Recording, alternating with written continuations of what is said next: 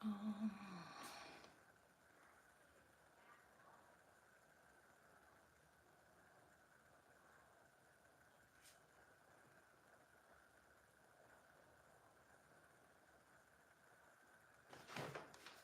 do I do this again?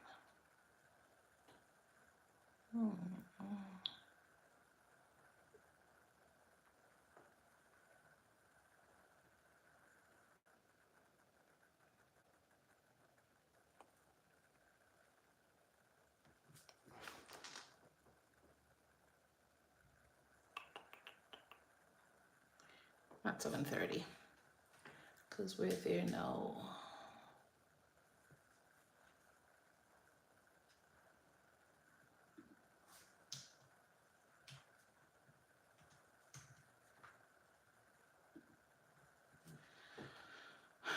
All right, I'm a little bit lost on this thing. How do I do this? Okay. All right, I'm trying to share this thing. Welcome, welcome, welcome. How are you doing?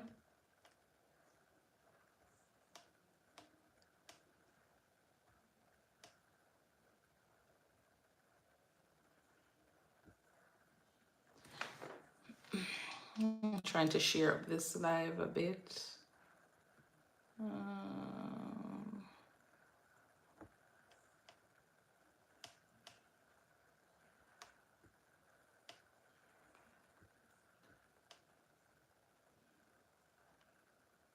Remember to go ahead and claim your daily heart maze. All right. Get your points for your daily heart maze.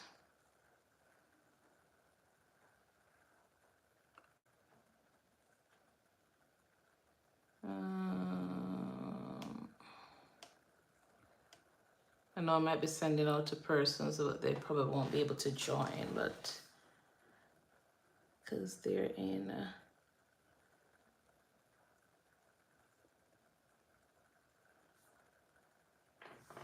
All right. Hi, Donna. How are you doing? Welcome, welcome, welcome. All right. I'm going to go ahead and tap the screen. All right. Let's try to get the screen tap up. Get the live shared to other persons so we can have more folks over here enjoying a little bit of a study time. All right, so we're gonna be doing nursing questions. It's gonna be a mixture. All right, try to make it a little bit more interactive. So we'll try to do that. And then from there, all right.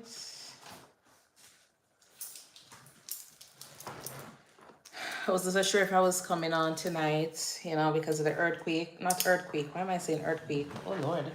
The hurricane in Jamaica. Yeah, I wanted to probably do another live, but then because I wasn't on the live on Tuesday, and a few persons were sending messages asking whether or not I was joining at 7 p.m. The crew of persons who were doing live stream, but no, I wasn't able to join on Tuesday any streaming. All right, if you're new here, go ahead. You can also follow me on YouTube at ThinkNursing, one word. All right, the full length of the live is shared over there. So just in case you missed the live or any other live streams, you can always find it over there alongside with any other nursing related content. All right, being an international nurse, I talk about that. You'll find it over on the page. Hi, Anna. How are you doing? Thank you for liking up the live. All right, thank you for doing that. So tonight I'm going to be doing, the last time we did pathophysiology, we did a lot of pathophys question. All right.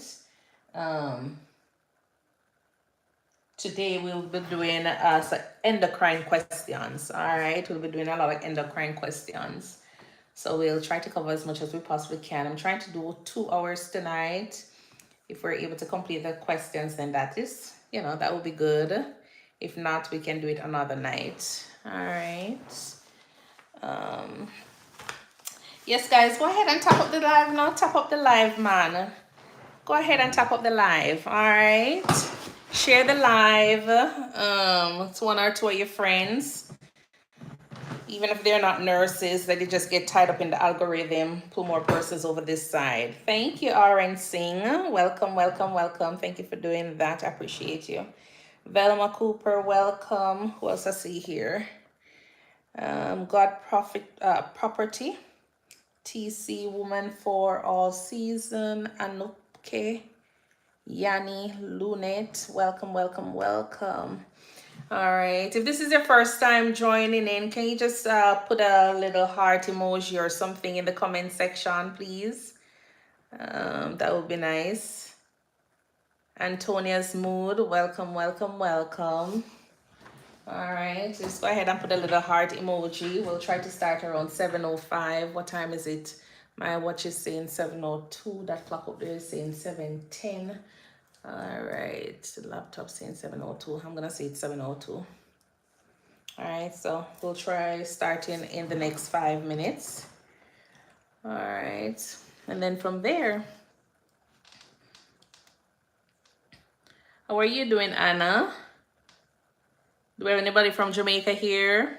I remember, keep Jamaica in your prayers, all right? And I did create a GoFundMe page. You know, the hurricane, you had Hurricane Melissa that passed through. I did create a GoFundMe page. You can always go ahead, look in the bio section and, you know, contribute to it. There is one, there is a way you can support directly to Jamaica. I think I did posted it on my on my page.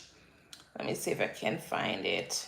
But there is a way you can support, you know, you can go ahead and support. So it's supportjamaica.gov.com. All right. So you'll be donating your funds directly to Jamaica through that. So it's supportjamaica.gov.jm. So you can feel free to look up that as well. I'll post it again on my page. I'll pin it to the top. So if you're interested in, you know, using any of those mediums, feel free to go ahead and do so. If you're not interested in donating specifically to the Jamaica, you know, the funding there that they have, feel free to go ahead with your international, you know, bodies. You have Red Cross, Salvation Army, all of those, you know, aids out there that will definitely be helping out. All right, the folks in Jamaica definitely need the assistance. All right, so whatever you're able to do, you know, the Lord will bless you. All right. All right. So can we get the live top up to 1,000? Just 1,000 likes. Let's just start off the live with a good number. All right. And then from there, hi, Colleen. Welcome, welcome, welcome. All right. Call to all arts. How are you doing? Welcome. It's nice seeing you. And B. Carl, welcome. Thank you for joining in. All right, so it's a 7:05. Let's get the questions going. All right, so, all right, as usual, you're gonna go ahead and just put your answer in the comment box below. And then from there, I don't have a timer, so we'll just take a few answers and rush through a lot of the questions. All right, so this one. A patient with Addison's disease is admitted for adrenal crisis. Which order should the nurse implement first? Where's my glasses? A, administer IV hydrocortisone. B, monitor serum potassium. C, give 5% dextrose in normal saline. Or D, draw blood for cortisol levels.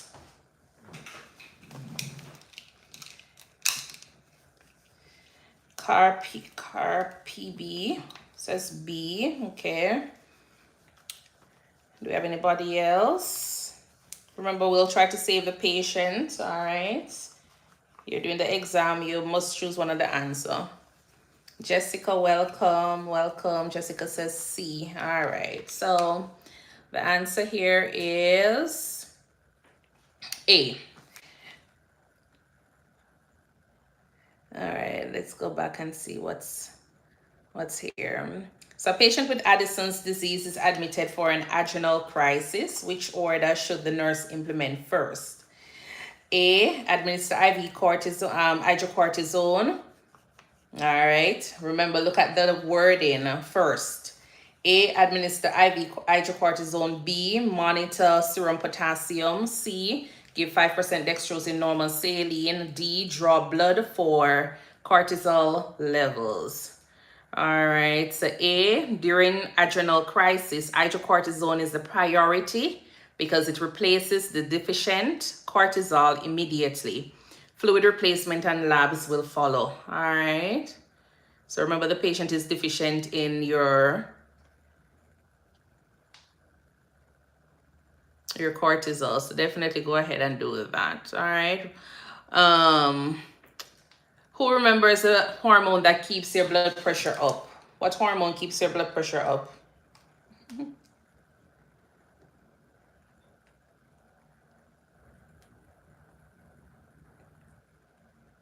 What's the hormone that keeps your blood pressure elevated?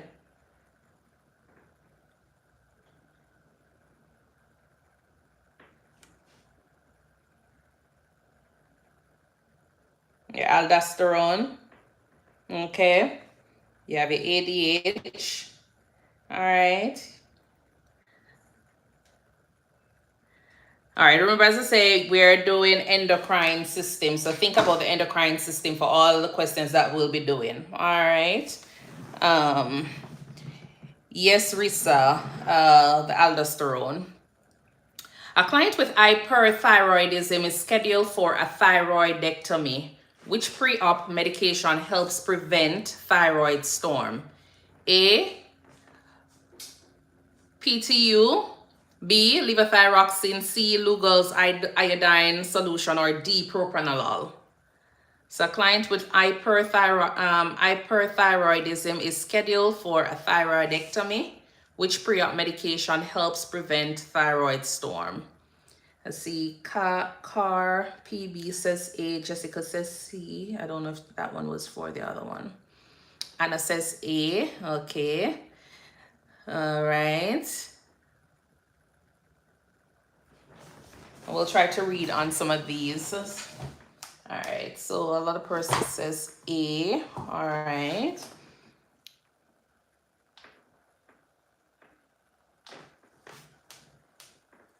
All right, let's look up these. So a client with hyperthyroidism is scheduled for a thyroidectomy. Which pre-op medication helps prevent a thyroid storm? And we have here about 4 persons says A, which is the propylthiouracil, PTU. And that medication is used to treat hyperthyroidism, especially in conditions with Graves' disease. All right. So indications: hyperthyroidism, thyroid storm, used when patients cannot tolerate methimazole or during the first trimester of pregnancy. Why did they say? Let's look at Google's iodine. All right. And then the answer, the option they have is Lugol's iodine is a potassium iodide and iodine solution used to reduce thyroid hormone release before thyroid surgery or during a thyroid storm. All right. So that is the one that they use prior to any surgery, all right, to prevent the thyroid storm. So Lugol's iodine.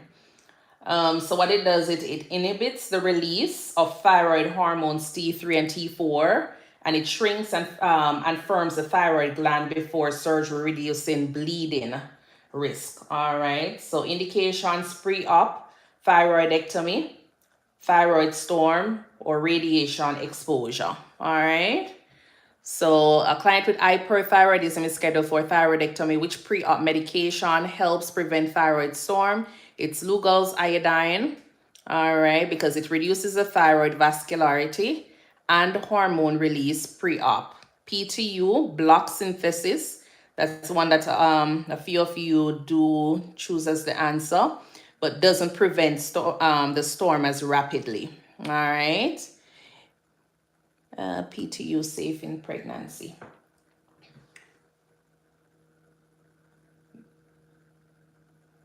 All right. Yes, it is shagun. It is safe in pregnancy. All right. And if you know iodine, iodine is also used for your wound care as well. All right. So we'll try to remember this one. You'll see some patients on the propranolol as well because of, like, their heart rate. All right. A nurse suspects a client with SIADH. Uh-oh. Which lab finding confirms the diagnosis? Pretend as if you didn't see the option. A, serum osmolarity 310. B, serum sodium of 118. C, urine specific gravity 1.002. Or D, a serum potassium of 5.8. A nurse suspects a client with SIADH. Which lab finding confirms the diagnosis?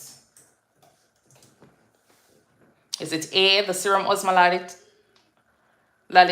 B, serum sodium, C, urine specific gravity, or D, serum potassium?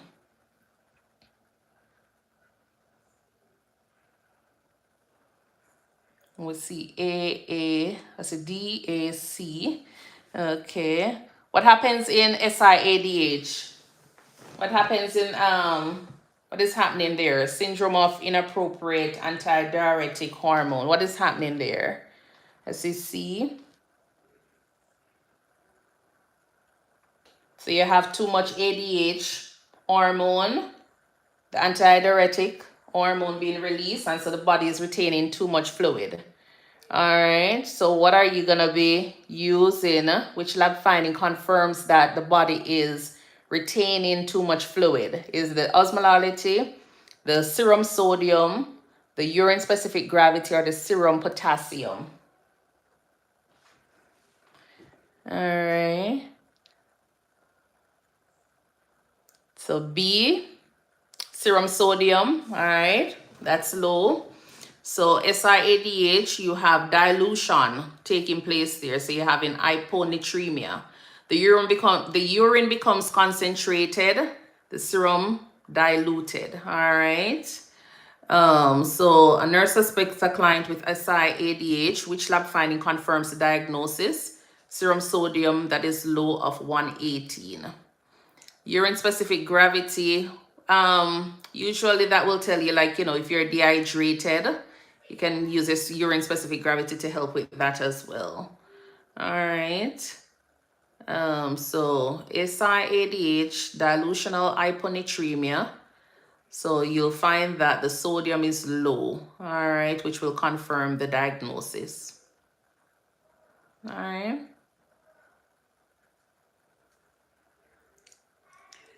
Which finding indicates a complication after parathyroidectomy? A, hoarseness. B, mild edema at the incision site. C, positive Chopstick sign. D, low-grade fever. Which finding indicates a complication after parathyroidectomy?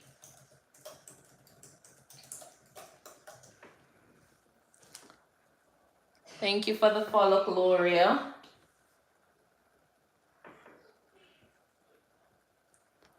All right, and we know that that gland is regulating your phosphorus and your calcium.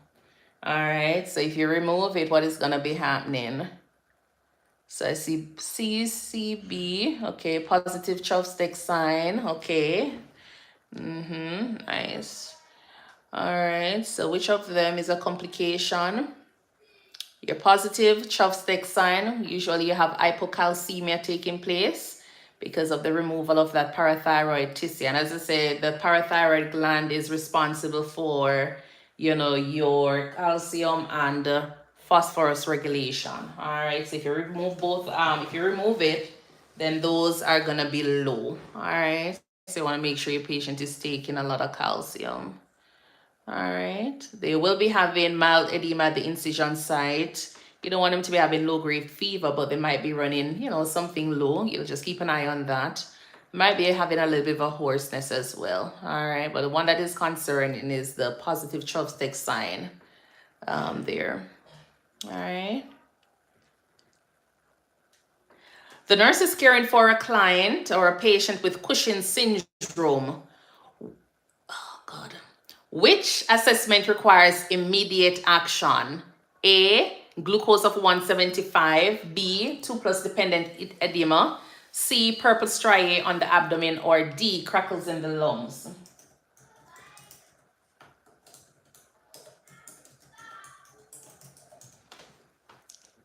Let's see, ADD. Carousel says D. Hi, Carousel. Shiny, crowned. How are you guys doing? Okay.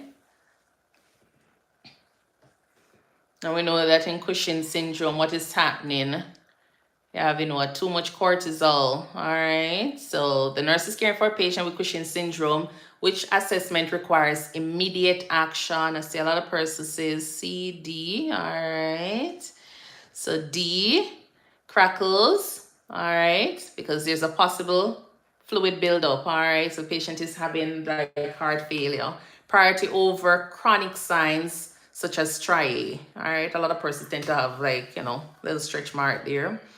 Or the dependent edema, that is usually, in your heart failure. Glucose is a little bit elevated. But the crackles in the lungs is something that definitely you want to address. All right. And always think about your airway, breathing, and circulation. So Cushing's syndrome occurs when there is too much cortisol in the body for too long. All right. Just think about your stress hormone there. So what the cause is: prolonged steroid. That is one of the most common cause. You have adrenal tumor, which causes excess cortisol to be built up. Pituitary tumor. And you also have ectopic ACTH, like a small cell lung cancer. All right.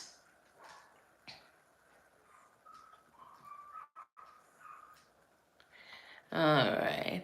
Which instruction is the most important for a client newly prescribed levothyroxine? A, take with meals. B, take on an empty stomach in the morning. C, take only when symptomatic. D, avoid all dairy products.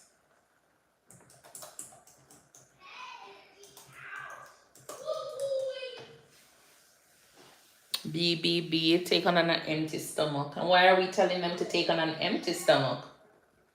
Why you want them to take it on an empty stomach?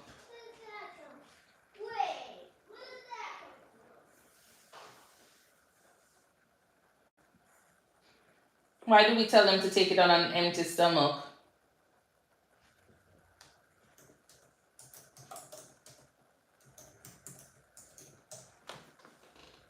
It's best absorb. Hi, Hercurations. Welcome. And the other thing is food. Yes, food interferes with its absorption. So you want to make sure that they're not eating or drinking anything at that time. So the stomach is empty. So, all of those, your soy products, fibers, calcium, iron are not interacting with the medication at the time when they're taking it. All right. With a full glass of water for proper absorption. Nice, yes. All right. So take on an empty stomach in the morning at the same time. Absorption is best on an empty stomach, same time daily. All right. Let me go here. A diabetic patient's blood sugar is 45 milligrams. And they are drowsy but arousable. The nurse should A, administer 50% dextrose IV push. B, give glucagon IM. C, give 4 ounces of orange juice. Or D, notify the provider. Let's see, C. Okay. Okay, nice. This patient is hypoglycemic. All right. So C, I see one person says B, give the glucagon. All right. So your answer: for your patients that are conscious, definitely go ahead and give them oral glucose. If they're unconscious, you go ahead and do your IV or your IM glucagon. All right. So this diabetic patient is 45 and they are drowsy but arousable. you can always go ahead and give the oral glucose. All right, so you can give the oral glucose, or you can give the IM. All right, so if they're unconscious. So for this one, I would give the oral, the 4-ounce orange juice. All right. And what's the rule of 15? If they're, if they're able to eat, if they're talking, always try to do the 15 grams of carbs, and then you wait and recheck your glucose in like 15 minutes. All right. Yes. So this patient is drowsy. All right. All right. The nurse notes polyuria, polydipsia, and polyphagia. Which endocrine gland is malfunctioning? A, the pancreas, B, adrenal cortex, C, thyroid, or D, pituitary.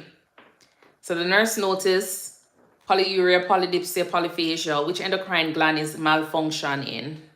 Nice. All right. So A. Welcome on YT there. All right. So the pancreas is malfunctioning. All right. And those are classic signs of your diabetes. All right. And what is the polydipsia? What is polydipsia?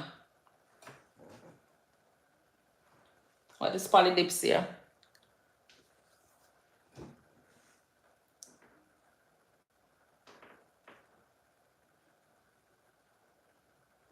Increased thirst, yes. And polyphagia, increased thirst, nice, yes. And what is polyphagia?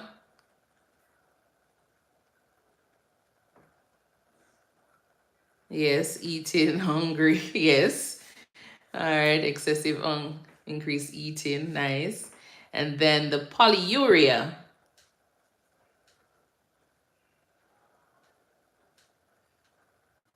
Yes, pee, nice. They're peeing a lot, all right. Which finding is most concerning in a diabetic ketoacidosis patient? A, Kussmaul respiration, B, fruity breath odor, C, serum potassium of 2.8, or D, blood glucose of 450. Which finding is most concerning in a diabetic patient, diabetic ketoacidosis patient? Okay, so I see C, okay. Sodium, potassium, and I see also Kussmaul respiration. All right, so everybody's saying C, okay. All right, so remember your potassium, it's life-threatening arrhythmias. All right, so you want to make sure you replace that before starting your insulin if it is low. And as we see here, it is low. All right. So let's just look at the Kussmaul respiration. I see some person says the Kussmaul respiration. So if you were supposed to be battling between the two of them and be using the airway breathing circulation, is that how you were thinking about it? Who had said it? So I see. So Free Palestine says B. That one is definitely out. All right, the fruity breath odor. All right, will be definitely out. You have the potassium, which is the arrhythmia risk, but depends on their, with the Kussmaul respiration. I see somebody. Crowned by roots. All right. Is treatment both insulin and potassium IV? Yes, but definitely you want to make sure that you look at, because when you assess a patient, depending on how fast they're breathing, you can always say, okay, then let's go ahead and make sure we look at the arrhythmia, look at their potassium and decide on both. We definitely want to go ahead with your potassium before, because the insulin is what they definitely need. All right, so you want to make sure you adjust, address that, and then from there. All right, so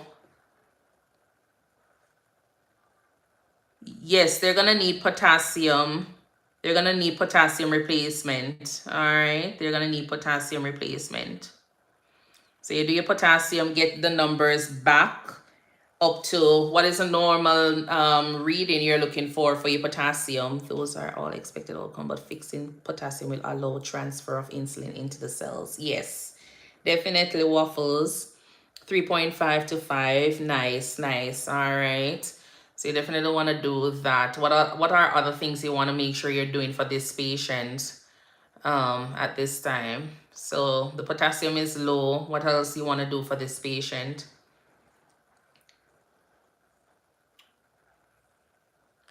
Calcium gluconate. Okay. Okay. To protect the heart, you want to do EKG. Okay.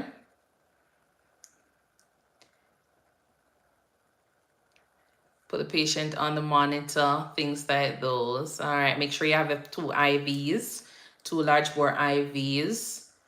All right. I'm missing one. Your insulin, definitely. What else is very, very important for this patient? Food rich in potassium like banana.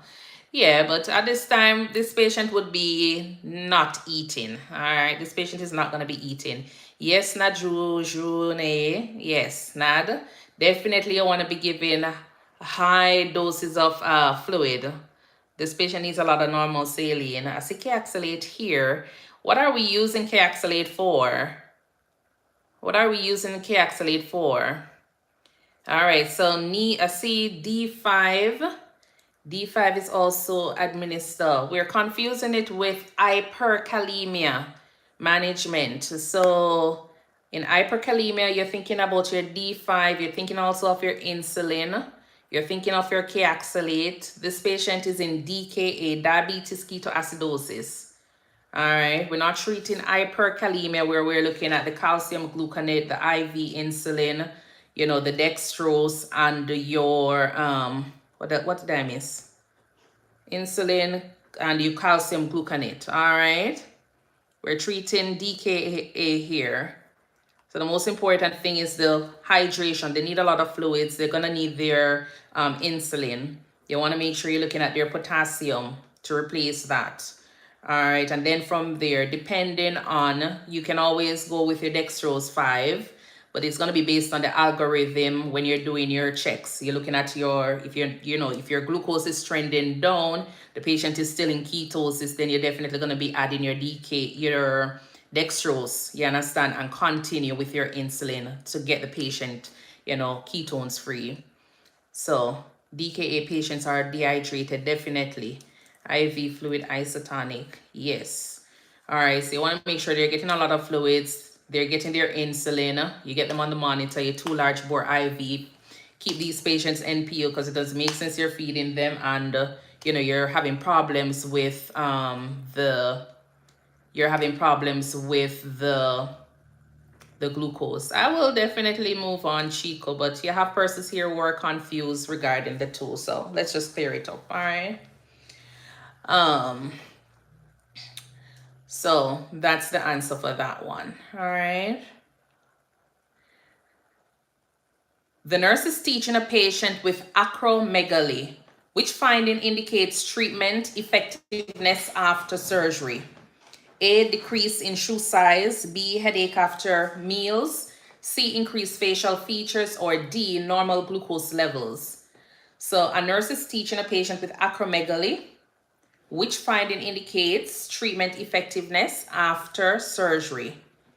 A, decrease in shoe size. B, headache after meals. C, increased facial features. D, normal glucose levels.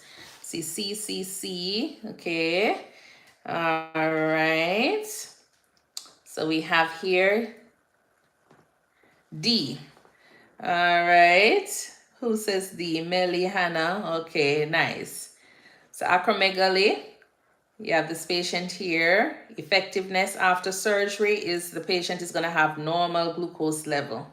All right. So you have the growth hormone that is, in excess here. So the patient is having glucose intolerance.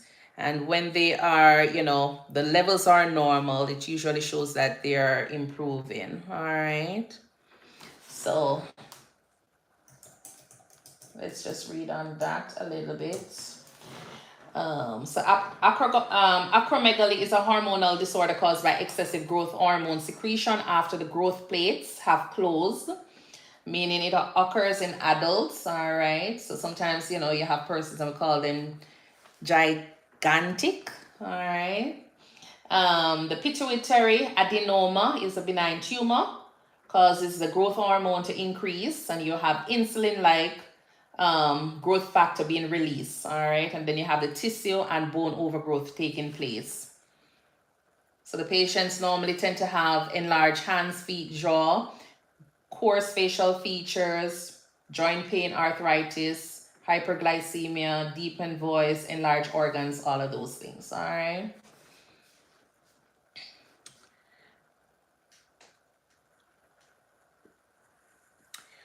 Which meal is appropriate for a patient with Addison's disease? A, grilled chicken with potatoes. B, bacon and sausage. C, orange juice and oatmeal. Or D, salad with fruit. Doris Moore, welcome, welcome, welcome. How are you doing? All right, let's see. A, D.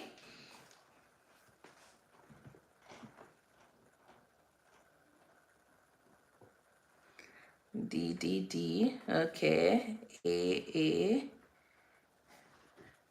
All right, and B.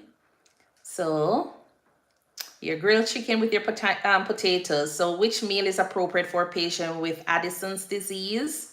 Grilled chicken with potatoes. So in Addison's disease, you're having high levels of sodium, all right, high protein. So they need to avoid potassium-rich foods. All right, sodium is their energy booster there.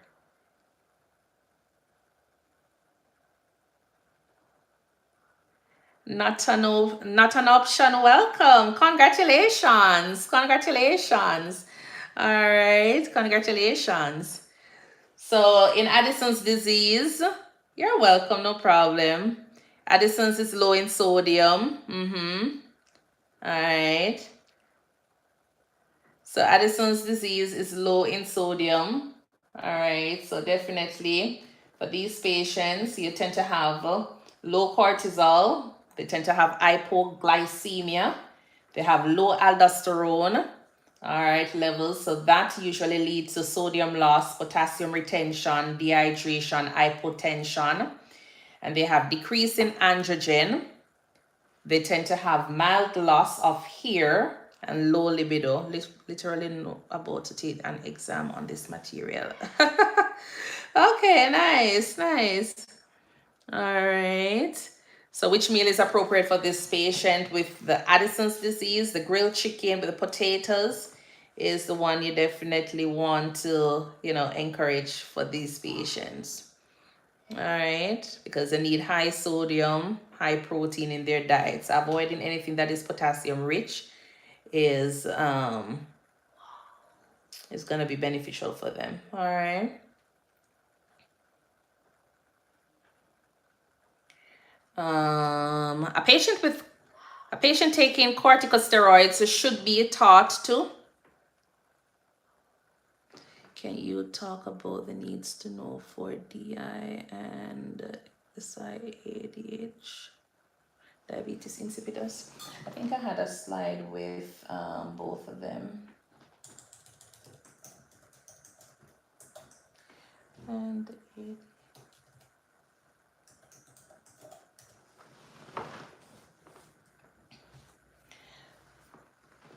okay, so a patient taking corticosteroids should be taught to A, stop medication when symptoms resolve, B, avoid exposure to infection, C, double dose if stressed, D, limit fluids. All right, so B. And the answer on this one is your steroids here suppress your immunity. So the patient is at risk for infection. So you want to make sure they continue. You taper down. All right. So you cut down on the dose and then eventually stop. But they don't stop immediately or abruptly. All right. Avoid exposure to infection. They're at risk for infection. Oh, that's the one we look at. Double dose if stressed. No, we're not gonna double dose on any medication. All right. A nurse observes tremors, diaphoresis, and tachycardia in a diabetic patient. What is the next step? So a nurse observes tremors, diaphoresis, and tachycardia in a diabetic patient. What is the next step? A, notify the provider. B, administer insulin. C, check capillary glucose. Or D, give orange juice. All right, so I see CCC. Okay, check capillary glucose. Okay, nice. So definitely want to know what the number is if this patient is hypoglycemic or hyper before you do anything, all right? So always check the glucose before giving insulin to confirm hypo versus hyper. Always remember you do your A, B, C's and use your nursing process when you're answering your questions or looking at your questions. All right. So this patient, we'll do that for her. All right. If she's talking, you go ahead and give your orange juice. Then you recheck your glucose in 15 minutes. A patient post-thyroidectomy reports tingling around the mouth. The nurse should A, reassure and document, B, check for Chov-Steck sign, C, encourage fluids, or D, apply warm compress.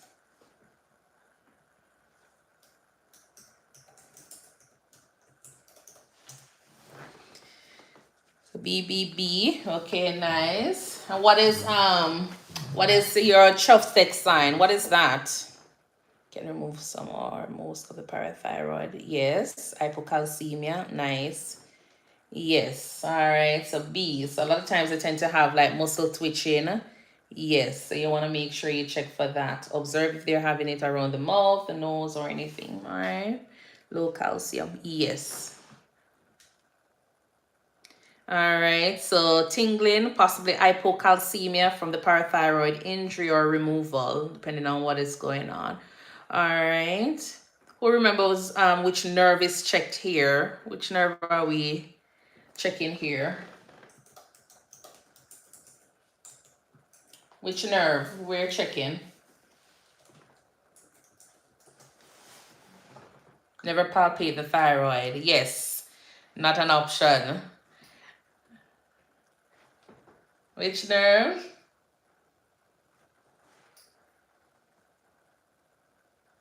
I see trigeminal.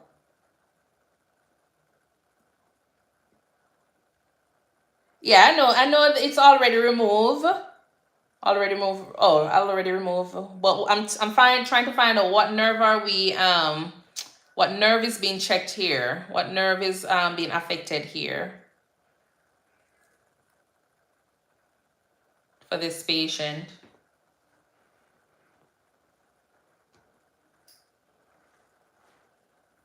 The facial nerve. All right.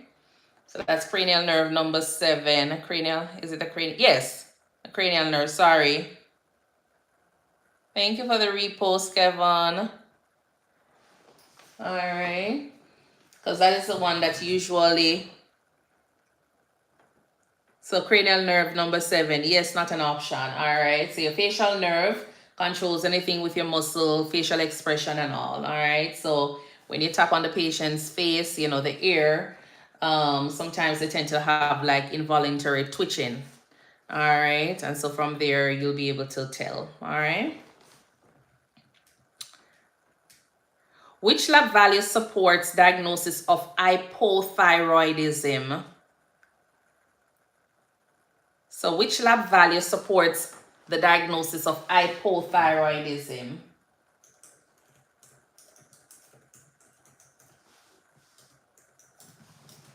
If you're supposed to be looking on the lab values, which of these would you say will decide that this patient is in hypothyroidism and not hyperthyroidism?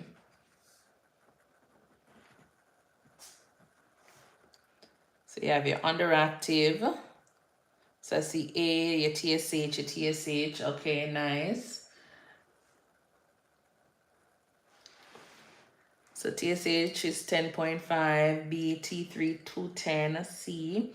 It's going to be a high TSH, yes. So your high TSH is usually going to, you know,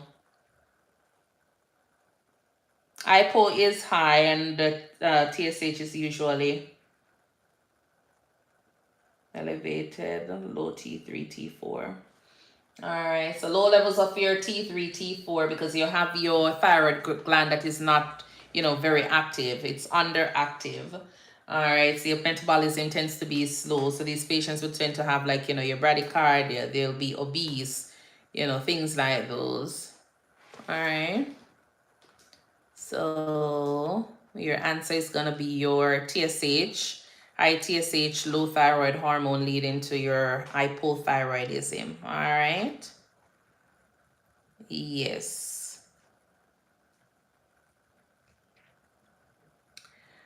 A patient with diabetes insipidus is at greatest risk for A, fluid volume overload, B, water intoxication, C, hypokalemia, D, severe dehydration.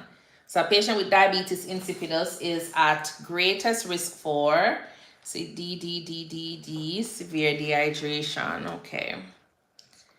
All right. So in diabetes insipidus, you have decrease in the ADH. All right, that hormone is decreased, leading into excessive urination. And then because of that, this patient is at risk for dehydration. So someone was asking me, so in diabetes insipidus, you tend to have too little ADH. All right, so the kidneys cannot concentrate your urine. And so you tend to have a lot of urine. The patient tends to have massive water loss, so they tend to urinate a lot. So they have polyuria, polydipsia, hypernatremia. All right, they're dehydrated. And so you want to treat them with making sure that they're getting a lot of fluids. All right, and always try to find out what the cause is.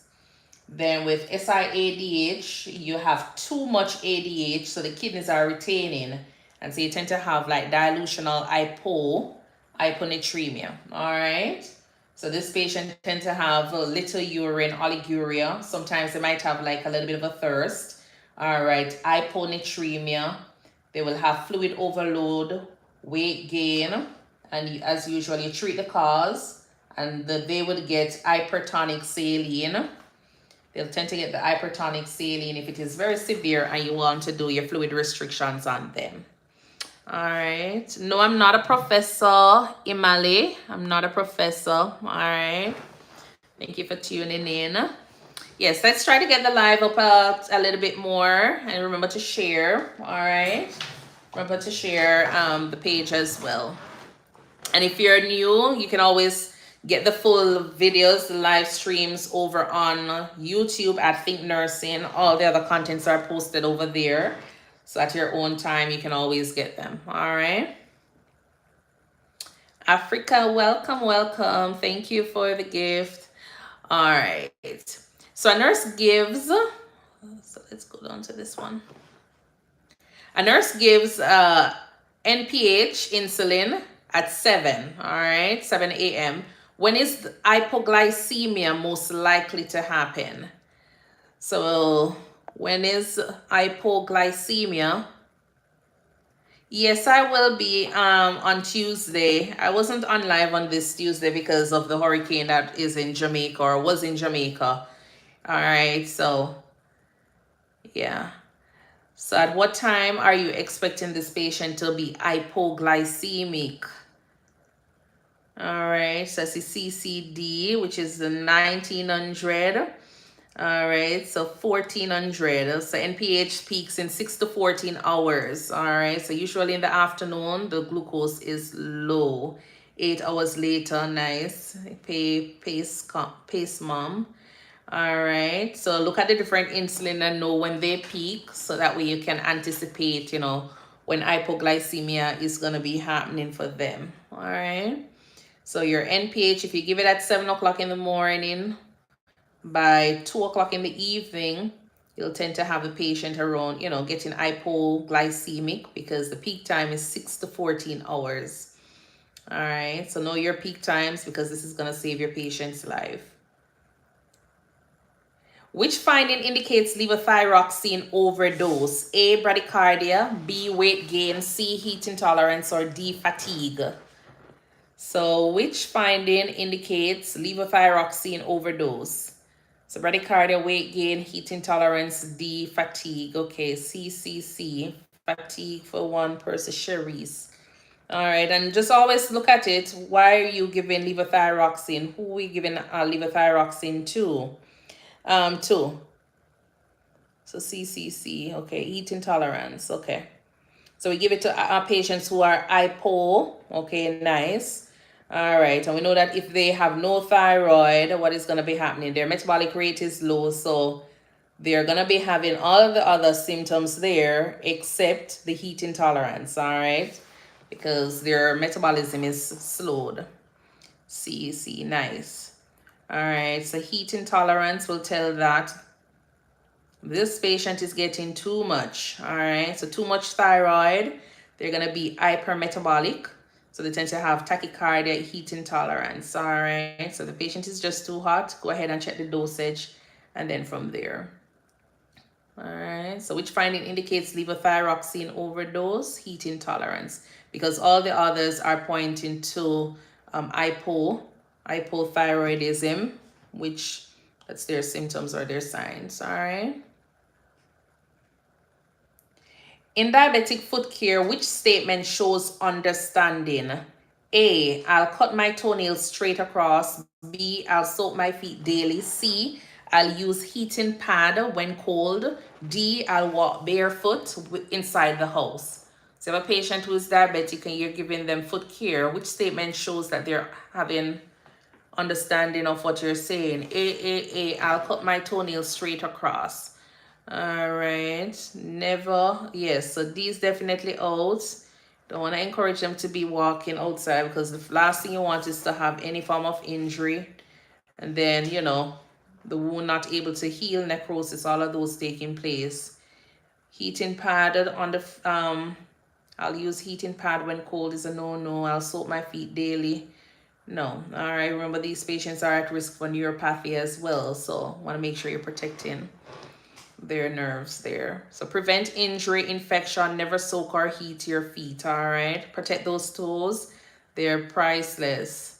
So A, I'll cut my toenails straight across. You know that definitely this patient knows what's happening. All right, or they get the picture.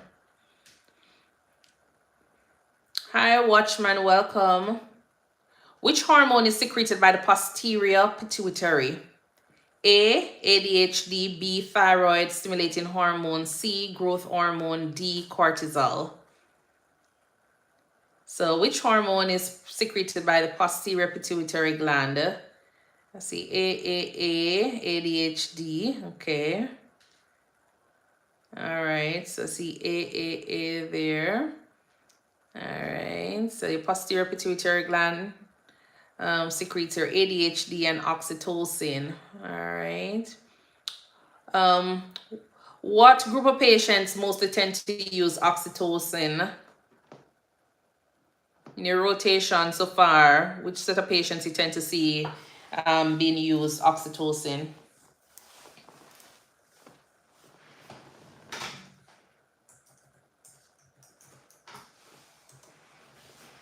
Yes, you're pregnant woman. All right. So it helps with uterine contractions. And it is also responsible for the milk letdown. So whenever those babies are born and they're supposed to be, sucking on the mama's breast, they're supposed to be helping with getting that milk down as well. Induction, yes. All right, so it's mostly used on the labor and delivery. Sometimes they'll use it for, postpartum hemorrhage as well to help with the contraction of the uterus, to help with preventing bleeding. All right.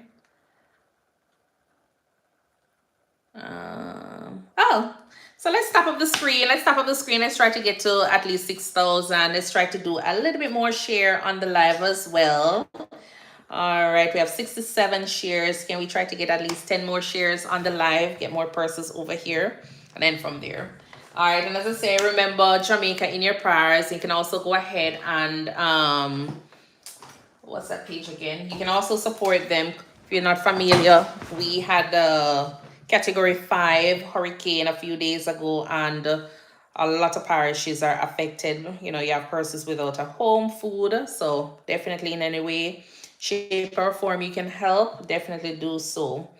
I'll post a link on my page supportjamaica.gov.jm. Feel free to go ahead and donate. You can also do your international, with your, like, what do you call them people there again? Food for the Poor, Red Cross, all of those companies or groups, international aids. Go ahead and support them as well. But the supportjamaica.gov.jm is specifically for Jamaica, so feel free to go ahead and help out as well.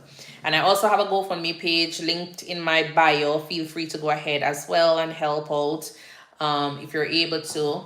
All the recipients will be posted to my YT page, so you'll be able to see what's happening. All right. Mansoor, I like your accent. I'm not a professor though, but thank you. I'm original from Jamaica. All right. Watchman up on the wall. I'm sorry to hear. Sorry to hear. Yeah, there's a lot of things going on down there. All right. So thank you for the likes there. Oh, and remember to do your daily heart me's, especially if you're creating content. All right. Definitely do your daily heart me's. Let's see if we can run through these questions. All right. Which lab value indicates the treatment for DKA is effective? A, serum ketones present. B, glucose of 110. C, pH of 7.18 or bicarbonate of 12. Which of them is indicating that DKA is effective? This patient is coming around. All right, so we have here B. Nice. Okay, so the normal glucose and the correction of the acidosis indicates improvement. All right, the goal is to have the blood glucose less than 200 and the pH of 7.3. All right, and a lot of times the patient in DKA, what ABG or what imbalance are they in? What imbalance do these patients tend to have in terms of their blood, metabolic acidosis, yes. All right, so they're always in metabolic acidosis. The nurse suspects myxedema coma in hypothyroidism patient. Which intervention is priority? So the nurse suspects myxedema coma in a hypothyroid patient. Which intervention is priority? A, warm blankets. B, prepare for intubation. C, administer IV levothyroxine. Or D, assess deep tendon reflexes. B, B, C. Okay, all right. We have C. So myxedema coma is a severe hypoventilation issue. So airway first, and then you do your IV thyroid replacement. So always think about your airway, breathing, and circulation first, and then everything else. So let's pull it back up. So the nurse suspects myxedema coma in a hypothyroid patient. Which intervention is priority? A, warm blankets. B, prepare for intubation. C, administer IV levothyroxine. Or D, assess deep tendon reflexes. Airway priority. B, because of the tongue swelling, definitely. All right, so you want to protect your airway, and then you start with your medications for your levothyroxine. So B, yes. All right. When do we do your deep tendon reflexes? When do we normally check deep tendon reflexes? When do we normally check for deep tendon reflexes?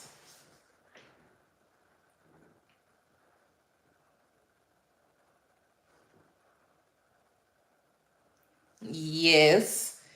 Yes. A lot of times when you're with your magnesium, all right, you want to make sure you're checking those tendon there. All right.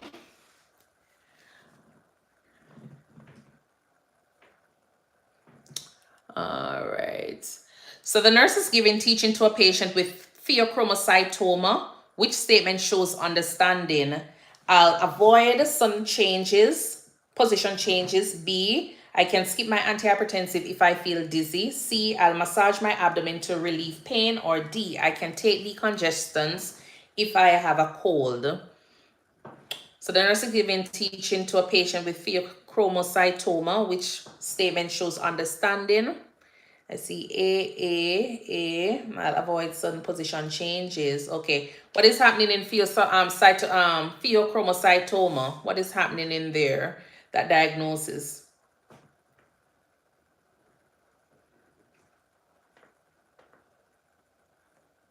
Fight or flight hypertension. Yes, Follasad. Yes. All right. So you want to make sure that they understand that they'll tend to have, like, severe hypertension. All right. So you want to make sure they're not, like, moving too fast. You understand? Avoid any sudden position changes is very important for them. All right. Because anything can increase their blood pressure. All right. Never palpate the abdomen because it can release their catecholamines. All right. So encourage them to not massage the abdomen. I can take decongestants if I have a cold. We have some decongestants that have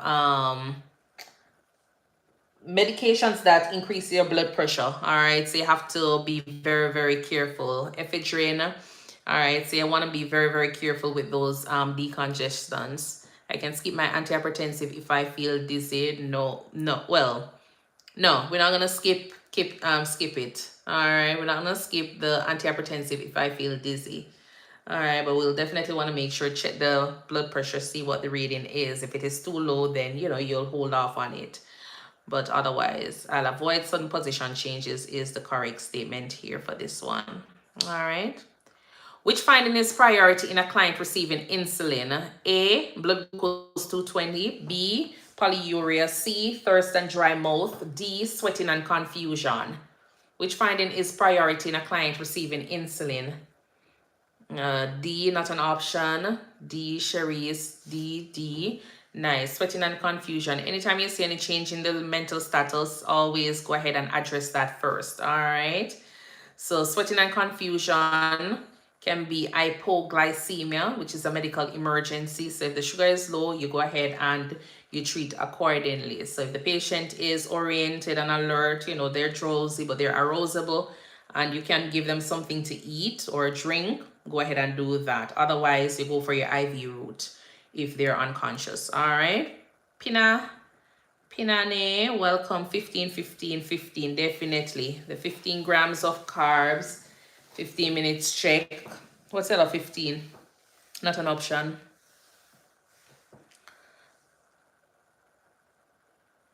All right, so oh, well, I don't know if it's a she or a he. Not an option. Identify yourself. All right, but remember the 15, 15, 15 rule. All right, 15 carbs, if not. Okay. If it doesn't resolve, you can give another 15 grams. Nice. Thank you, Pace. And you're a female. All right, nice. All right. Which assessment finding in a diabetic patient should be reported immediately? Numbness in the feet. B, blurred vision. C, non-healing. Foot ulcer with odor. D, polyuria. All right, I see here B, which is a blurred vision. I see B, which assessment finding in a patient should be reported immediately. B, due to retinopathy. Okay, all right. Let's see. So we have here C, non-healing wound. All right, so we have a non-healing foot ulcer with odor. All right, because of the risk for sepsis amputation. So let's pull that up. So which assessment finding in a diabetic patient should be reported immediately? Because remember that you have the blurred vision. With the blurred vision, that is going to take, the retinopathy is going to take some time to develop. All right. The numbness in the feet is something that is going to take some time. All right. Non-healing. Yes, the infection is something that you definitely want to address, because remember, the infection is going to cause this patient to not get their glucose under control, and this patient can end up going into, yes, there can be gangrene, as well as, depending on if this patient is a type 1 diabetes and they're at risk for sepsis, they can actually go into DKA as well. So you want to make sure you're addressing all of that. I don't read the other part. Oh, okay. All right. But as I said, the blurred vision, the polyuria, numbness, the polyuria, is expected for your diabetic patient. Blurred vision over time. All right. Over time, they're going to be having, and that's why we encourage them to get their eyes checked at least twice a year. The numbness in the feet, eventually they'll still having the neuropathy. All right. But the non-healing foot ulcer with odor, which is saying that, there's an infection going on. We need to take control of that because this patient is going to be having like sepsis. All right, so drop everything and call the provider ASAP and you start up your sepsis workup for this patient. All right.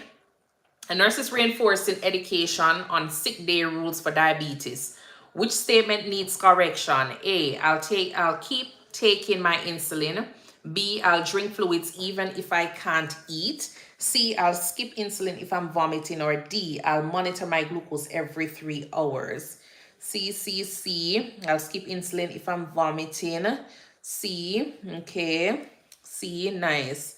Okay, let's see what's this answer here. So never skip your insulin during illness, stress, because that increases your glucose. All right. So a nurse is reinforcing education on sick day rules for diabetes. Which statement needs correction? I'll skip my insulin if I'm vomiting.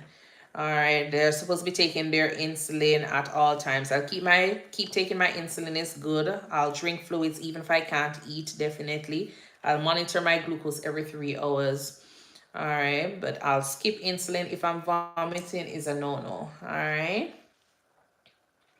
Which nursing action prevents thyroid storm post-thyroidectomy?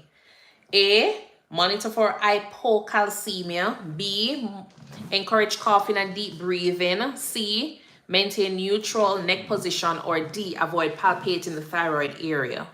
So which nursing action prevents thyroid storm post-thyroidectomy? A, monitor for hypocalcemia. B, encourage coughing and deep breathing. C, maintain neutral neck position. Or D, avoid palpating the thyroid gland. All right, not an option says D. Yes, everybody else says A. All right, never palpate. Okay, so you want to make sure you're not palpating the thyroid. All right, the thyroid gland there, because you don't want to release anything. All right, and triggering your thyroid storm. So hands off your neck for nurses with your patients once they have done their thyroidectomy. So let's pull it back up. Which nursing action prevents thyroid storm post-thyroidectomy? Avoid palpating the thyroid area. All right. They can keep the neck in a neutral position. That's fine. Encourage coughing, deep breathing. You don't really want to do too much, all right, at that time, but you still want to encourage them to do their deep breathing, a little bit of coughing to help with removing any secretions there. Monitor for hypocalcemia. That is very important. But avoid palpating the thyroid area.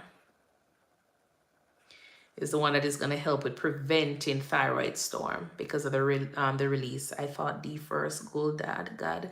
Go with your gut feeling first, all right?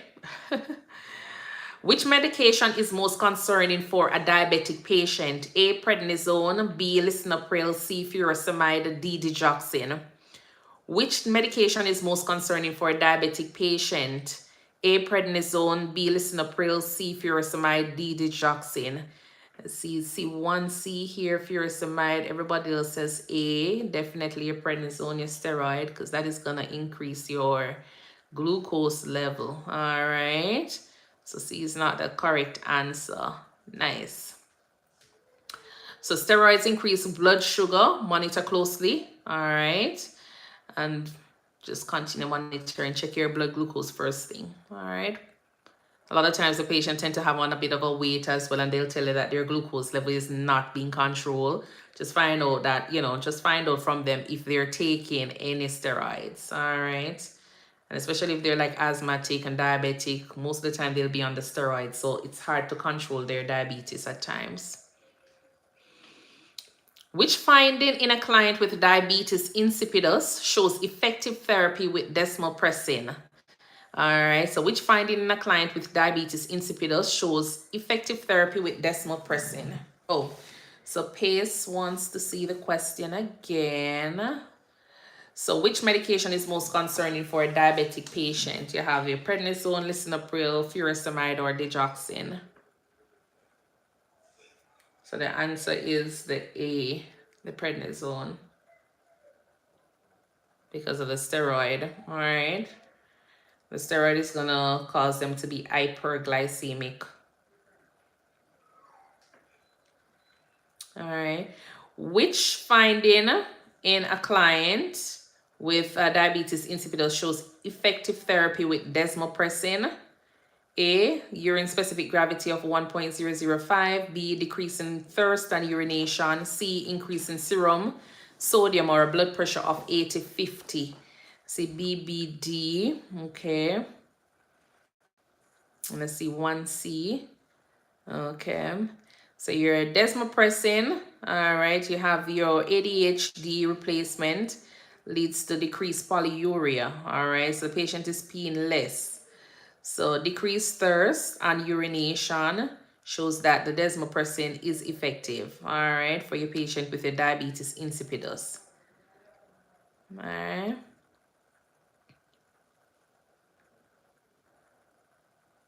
So if the patient is peeing less, you know that the medication is working. If the patient is saying they're not so thirsty, means that, you know, medication is working. The nurse is caring for a client with hyperparathyroidism. Which dietary change is recommended? A, increase calcium intake. B, avoid vitamin D. C, restrict sodium. D, increase fluid intake. So the nurse is caring for a client with hyperparathyroidism. Which dietary change is recommended? A, increase calcium. B, avoid the vitamin D. C, restrict sodium. Or D, increase fluid intake. See C, B, C, D. Okay. All right. Restrict sodium, and I have avoid vitamin D. All right. So. All right. So the nurse is caring for a client with hyperparathyroidism. Which dietary change is recommended? Nyarwira.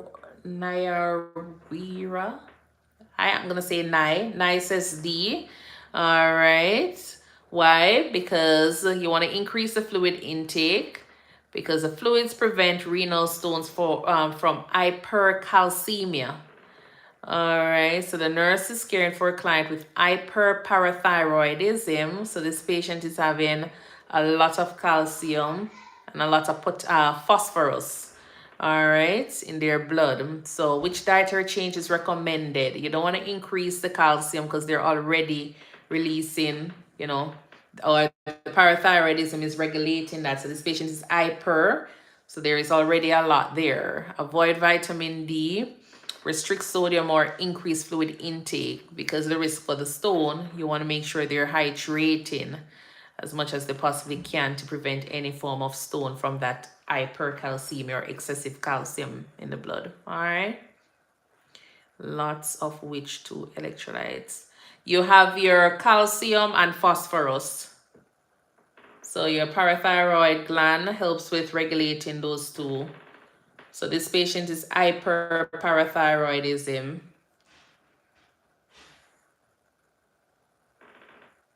All right. And thank you guys for the follow. All right. Which medication should the nurse question for a patient with Addison's disease? Which medication should the nurse question for a patient with Addison's disease? A, hydrocortisone. B, prednisone. C, fludrocortisone. Or D, furosemide. Which medication should the nurse for Addison's disease question? All right. We have D, furosemide. All right, because we know that the diuretics worsen dehydration and sodium loss. So no loop diuretics for low sodium. All right. D, nice.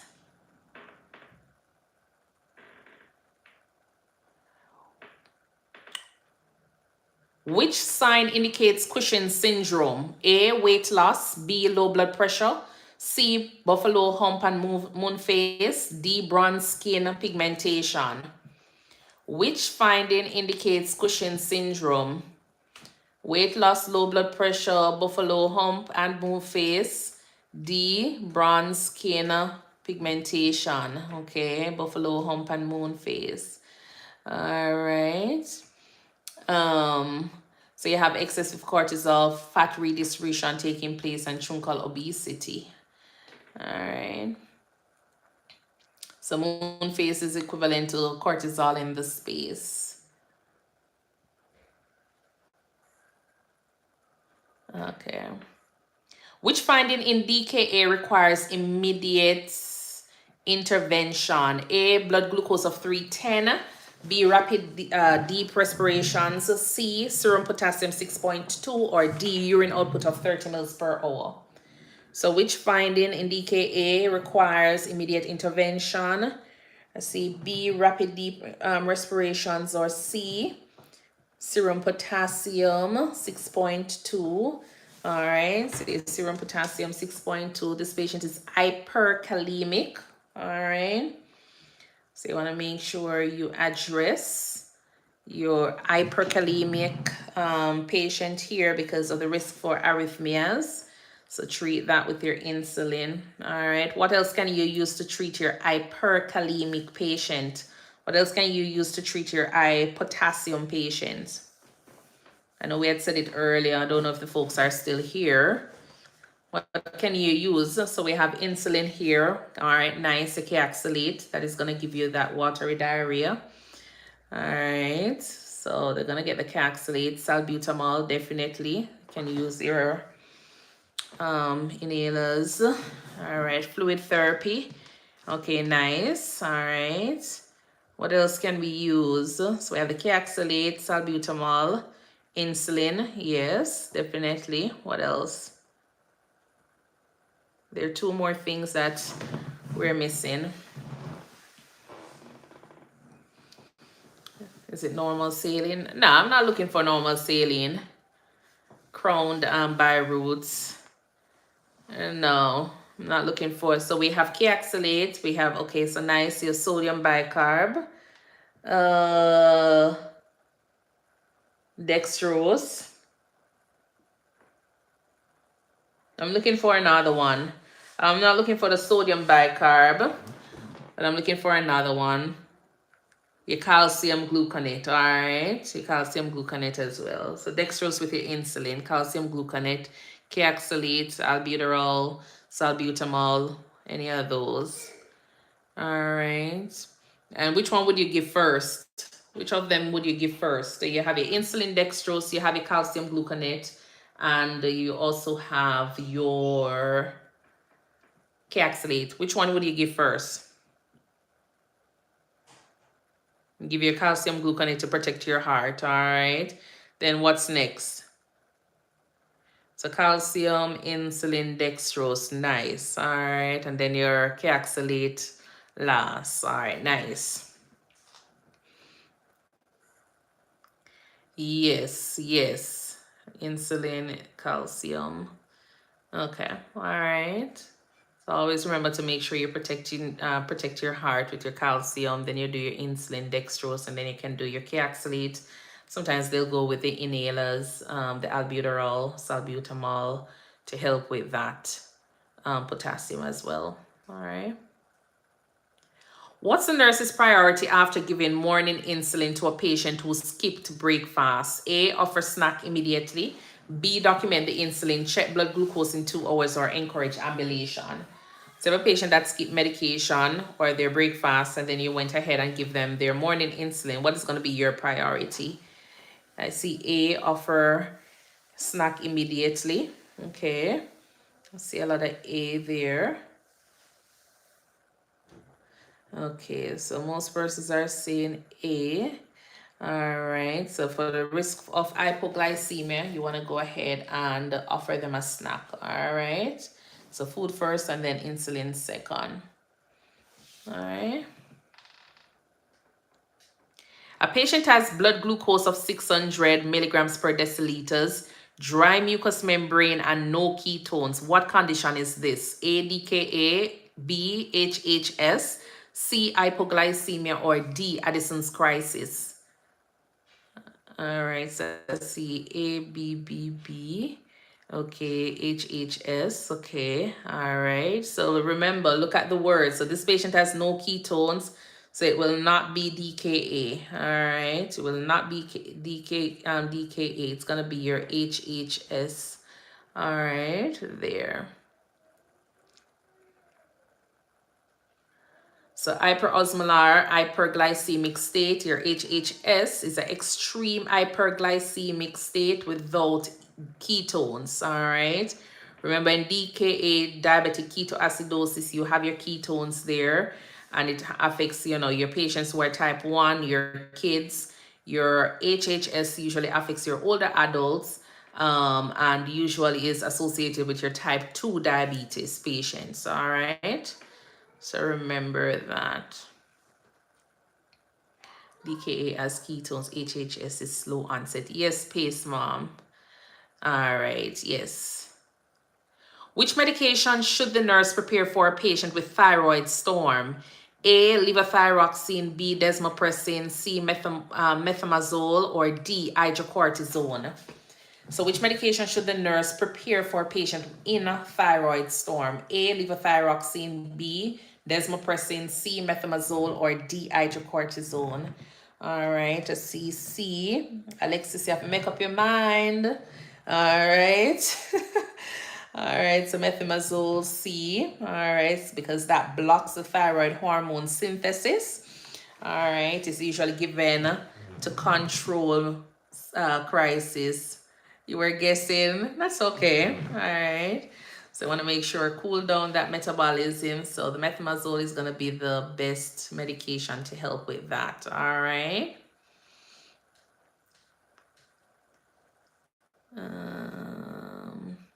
The nurse notes a client with SIADH has a serum sodium of 120 milliequivalents per liter.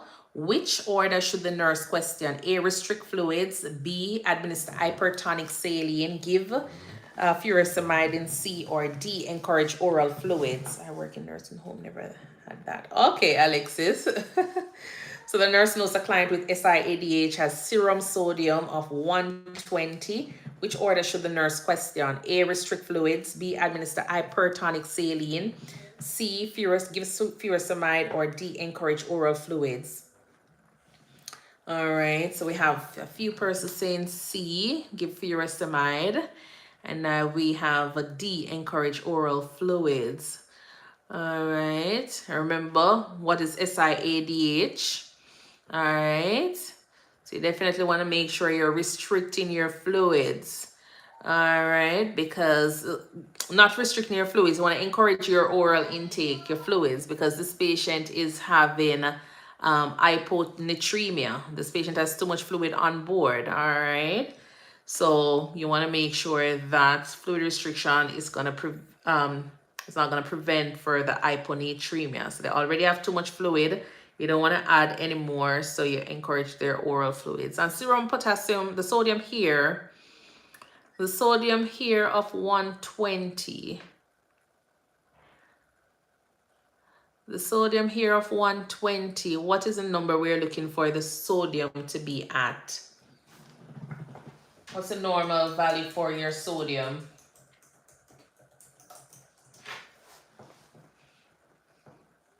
135 to 145. Nice. All right. So the sodium here is low. So fluid restriction prevents further hyponatremia. Is it it's supposed to be, so this patient is SIADH, so it should be A. It sounds like it should be A for me. Restricting the fluids.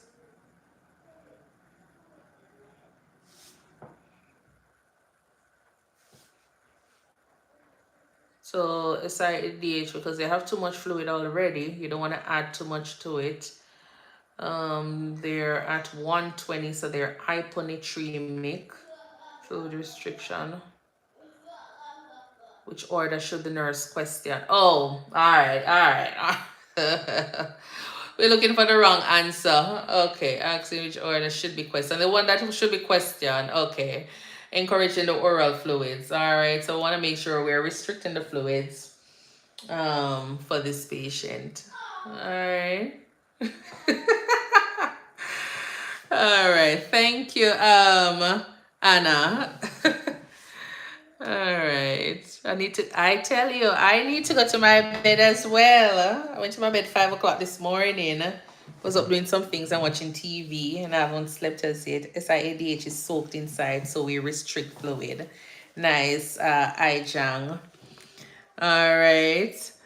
So always try to remember, if we're in the exam and having any difficulty like this, try to use the process of elimination as well and look at the condition and try to just think about it, and then we'll try to go ahead and answer the question. All right. Why would we give Lasix if salt goes with water? So we're giving Lasix because the patient dry inside.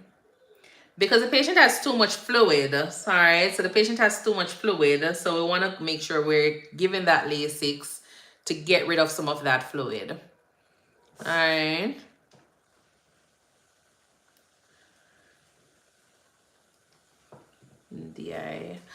Diabetes insipidus, dry inside, dehydration. Okay. Will that in turn get rid of some of that sodium? Who is that? For the with the furosemide you're talking, getting rid of some of that sodium for the Lasix. Yeah, but you can always go and give back the patient, like, hypertonic solution. You can always go back and give the patient some hypertonic solution, normal saline.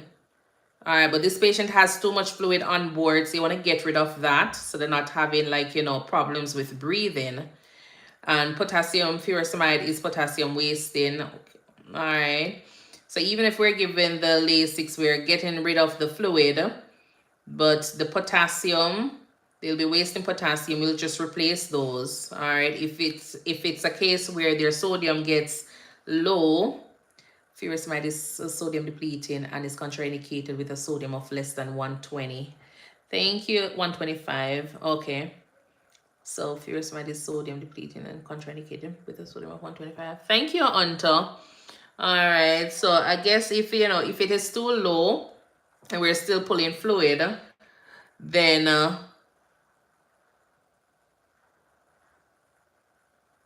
so correct answer is A. No, we're not restricting fluid. Hold on, they will not confuse me. So we restrict the fluid. We're gonna restrict the fluid. Yeah, so which order should the nurse question? So the nurse notes a client with SIADH has serum sodium of 120.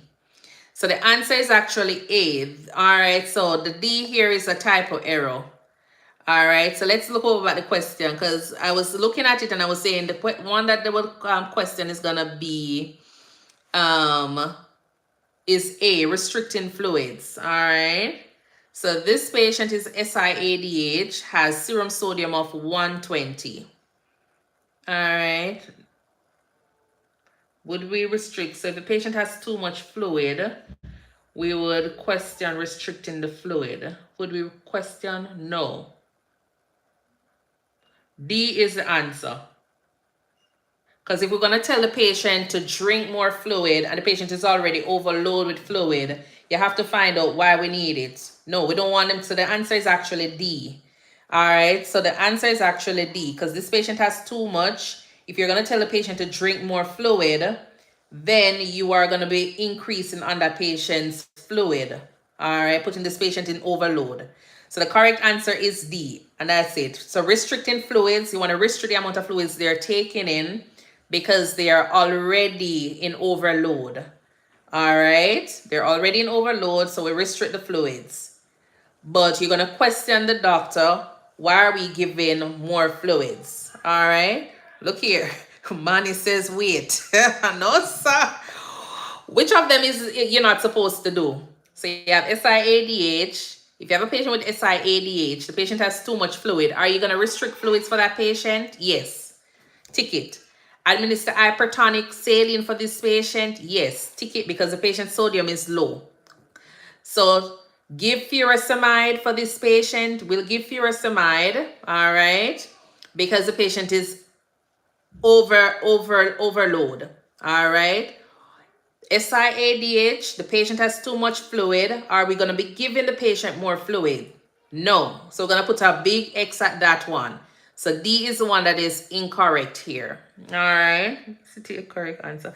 The answer is D. So if the patient is asking for more fluids, or if they said, go ahead and give more fluid, we're not going to be doing that. All right. So question the doctor why we need to be giving more fluids when the patient has too much on board. All right.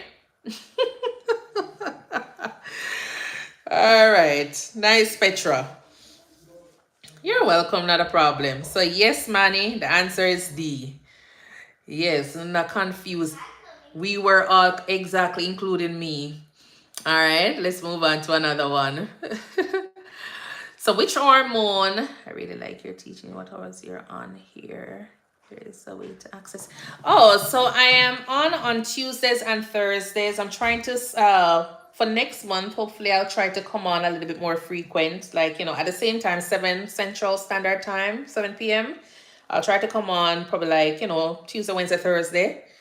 And we'll do questions, all right, from there.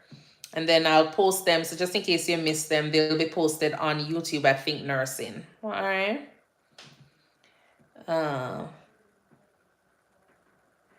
Okay, not a problem, Aijang. Not a problem. All right. All right. So which hormone imbalance cause weight gain, cold intolerance, and constipation? I see everybody says low thyroid. What are we thinking? Hyperthyroidism, hypothyroidism. Hypothyroidism, nice. So it slows metabolism, so everything is going to be slowed down. All right. Which instruction is essential for a client on long-term corticosteroids? A, take with meals. B, stop immediately if blood pressure normalizes. C, limit protein intake. D, avoid potassium-rich foods. So which instruction is essential for a client on long-term corticosteroids? Take with meals. B, stop immediately if blood pressure normalizes. C, limit protein intake. And D, avoid potassium-rich food. All right, so let me just finish this one. So A, definitely, steroids irritate your stomach, so take with food and taper slowly. So they never stop, you know, never stop it abruptly. They cut the dose, slow down, and, you know, taper off from that. All right, so someone was asking about 38. Which hormone imbalance causes weight gain, cold intolerance, and constipation? A, high cortisol. B, low thyroid hormone. C, high aldosterone. Or D, low insulin. And the answer is hypothyroidism. All right. Which is B, the low thyroid hormone. Okay, no problem. All right, so it says here for this one, the answer is A, take with meals because of the irritation on the stomach. All right, and then you taper the medication slowly. A nurse caring for a patient with hypoparathyroidism expects which lab value? A, calcium of 7.0 milligram per deciliter. B, phosphorus 2.0. C, magnesium 1.3. D, sodium of 150 milliequivalent per liter. So you have to know your normal values here. All right. You have to know your normal values here. So A, calcium 7.1. So parathyroid regulates your calcium and your phosphorus. So even though both of them is here, you have to figure out which one of them is abnormal. All right, so your low calcium. All right, so low calcium and high phosphate, those are the hallmark of hypoparathyroidism. All right, so the calcium is low, 7.0. What is the normal number you're looking for on your calcium?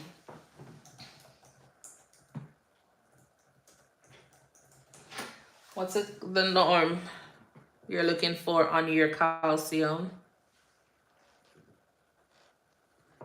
So 9 to 11, okay. Okay. All right, so 9.5 to 10, thereabout. I don't know what the NCLEX, but different places have, but definitely, you know, use whatever NCLEX is saying. All right. Bones need calcium, don't forget that. All right. All right, let's try to get a little bit more taps on the live. All right, we have 78 shares. If you don't mind, remember to go ahead and follow, claim your daily heart me. All right, you'll see the little heart there. Click on it and claim your points. And then from there, let's stop up the live and share it. All right, and as I say, you can subscribe to my YouTube page. The entire live streams are placed over there. And if you have any questions, feel free to inbox me and I'll answer. If you have a specific topic that you want me to go prepare some questions, we can do that. But as I say, it's more of interaction. I want it to be more comprehensive study we're doing, not just, you know, focusing on the one, you know, the multiple choice, but try to get a little bit more detail on the questions. Melly says, have to go. No problem, not a problem. Thank you for tuning in. All right. Nice, Ijang. All right, and as I say, I'm learning as well, because sometimes you learn some things in nursing school, you don't see them again. So this is helping me as well. All right. So we're gonna do a little bit of a short select all that apply. Let's see if we can do a few. All right, a patient with type 1 diabetes. Mansoor, thank you. All right, Penina 212. All right. A patient with type 1 diabetes receives regular insulin at 7:30. At 8 o'clock, they become very sweaty and confused. The nurse should A, give orange juice and recheck in 15 minutes. B, administer IV, regular insulin. C, wait and recheck at 9 o'clock. Or D, call the provider. So ABG practices. Okay, I think I have that on my list. I said I was gonna do some questions on that. Okay, so all right, so the patient is sweaty and confused. The nurse should give orange juice and recheck in 15 minutes. Okay, all right. 3 dots on the red car. Welcome, welcome, welcome. All right, so early hypoglycemia in a conscious patient. Always go ahead and give your, you know, carbohydrate, your fast acting carbohydrate. So oral glucose juice. Sometimes you hear people say milk. All right, and recheck in 15 minutes. Insulin would worsen the situation there because this patient is hypoglycemic. Wait and recheck at 9 o'clock. This patient is worsening hypoglycemia. Call the provider. The doctor is going to ask you, what have you done so far? All right. So remember the 15-15-15 rule. 15 grams of carbohydrate, recheck in 15 minutes, and then can always give another 15 gram if the patient is still having symptoms. All right. Which action is most important when caring for a patient on IV hydrocortisone after adrenalectomy? A, use strict aseptic technique for IV access. B, monitor for signs of hyperglycemia and infection. C, encourage a low sodium diet. Or D, limit ambulation. So which action is most important when caring for a patient on IV hydrocortisone after adrenalectomy? B, monitor for signs of hyperglycemia and infection. All right. So high dose tend to cause immunosuppression and hyperglycemia. So you want to make sure you're monitoring these patients for infection and checking their glucose, because that's very, very important. All right. That's very, very important. Use strict aseptic technique for IV access. Yeah, I would definitely do that. All right. C, encourage a low sodium diet. D, limit ambulation. Do we encourage a low sodium diet or high sodium diet for this patient?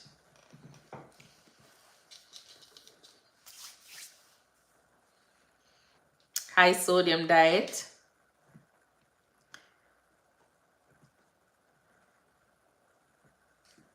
Okay.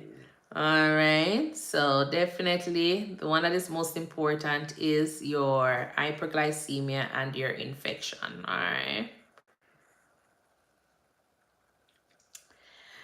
All right. Which is the best teaching for patients starting metformin? A, avoid alcohol to reduce risk of lactic acidosis.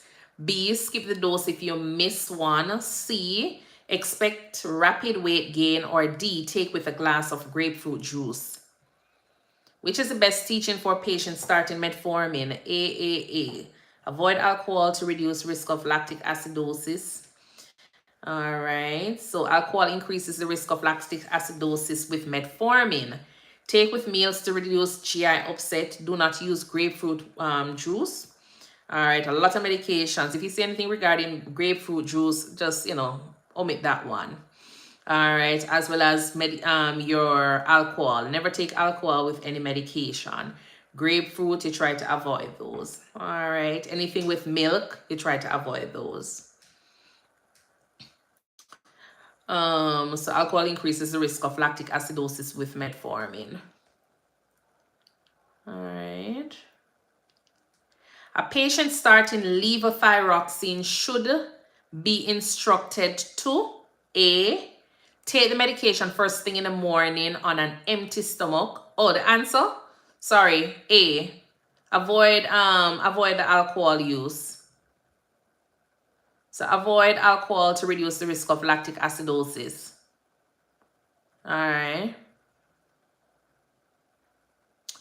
All right. No problem. AC. So you're saying C. What was C again? No, not that one.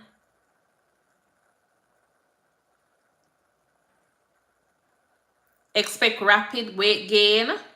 Do they get a lot of weight gain? NC for levothyroxine.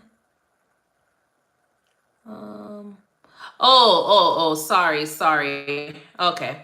I was wondering if you were talking about the other question. So AC, so a patient starting levothyroxine should be instructed to A, take the medication first thing in the morning on an empty stomach. B, expect immediate symptom relief within 24 hours. C, report chest pain or palpitations. D, avoid taking calcium or iron within 4 hours of the dose. I see here A, C, and D. Okay. And I see A and D, A, C.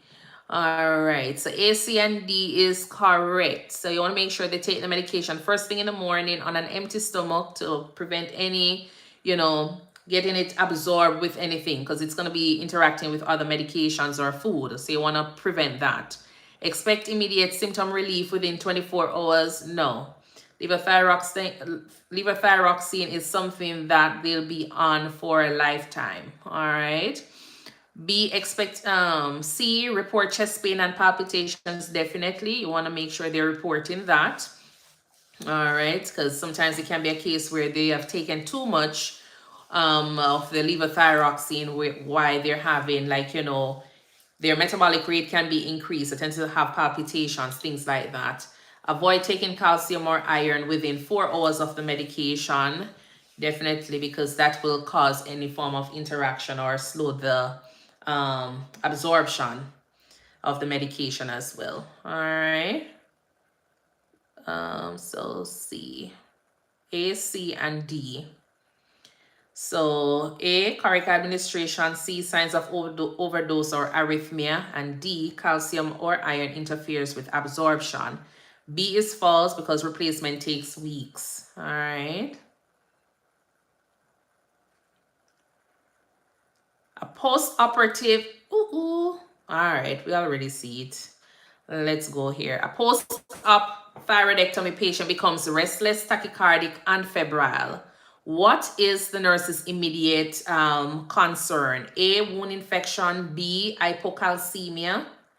C, thyroid storm. Or D, atelectasis. All right, so a post-operative thyroidectomy patient becomes restless, tachycardic, and febrile. What is the nurse's immediate action? The answer is going to be C. Yes, Minu. C. All right, so this patient is in thyroid storm. All right, this patient is in thyroid storm, so you'll want to make sure that that is priority. Post-op tachycardia, fever, agitation. All right. So post-op patient becomes restless, tachycardic, and febrile. What is the nurse's immediate action? Yeah, you're gonna call the doctor and treat. All right. Make sure you treat the patient for that. All right. So I saw someone was so 2 to 4 weeks. Sometimes they are going to be on the levothyroxine for a long time. All right, until we're able to get their levels normalized and they're not having that much symptoms. IJANG. All right. All right. Let me scroll down slowly.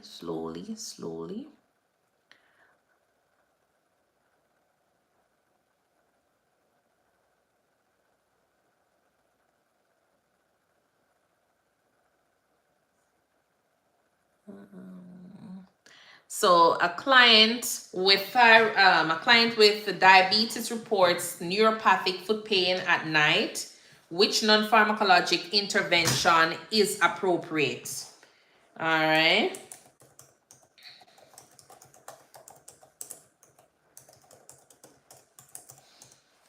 So we have A, apply heating pad directly to foot daily. B, wear snug shoes to bed. C, encourage gentle foot massage and warm water soaks. Or D, soak feet for 30 minutes every night. All right, remember non-pharmacologic intervention, nothing that has to do with medication. So C, apply heating pad directly to foot. B, wear snug shoes. C, encourage gentle foot massage and warm water soaks. Or D, soak feet for 30 minutes at night. So we have here C. All right, encourage gentle foot massage and warm water soak. All right, so gentle massage and warm water soaks can help. All right, not hot water. As I say, remember, think about neuropathy for them, the nerve damage. Avoid heating pads and prolonged soaks, which can cause burns and infection. All right.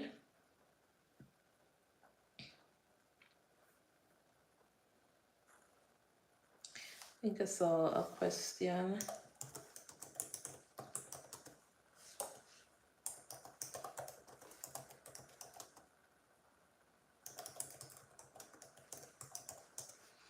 Where is that question? Hold on.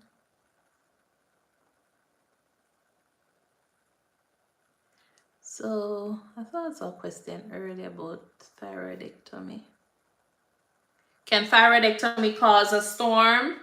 Yes. So if the patient has excess thyroid hormone, then that can actually cause them to have a thyroid storm. All right. So, thyroidectomy, the removal of it. So if they have the thyroid, they have too much, then that they can have the thyroid storm because of it. If they remove it, I guess probably I'm thinking in the early part, in the early phase. If in the early phase and you've removed it, I don't think it's gonna trigger a storm because you already removed their thyroid. But if it's like a partial removal, then you're still having the excess thyroid hormone there. So Joblin says yes, partial thyroid removal. Yeah. So, you know, as long as they have a piece of the thyroid there, there's a possibility for it. All right.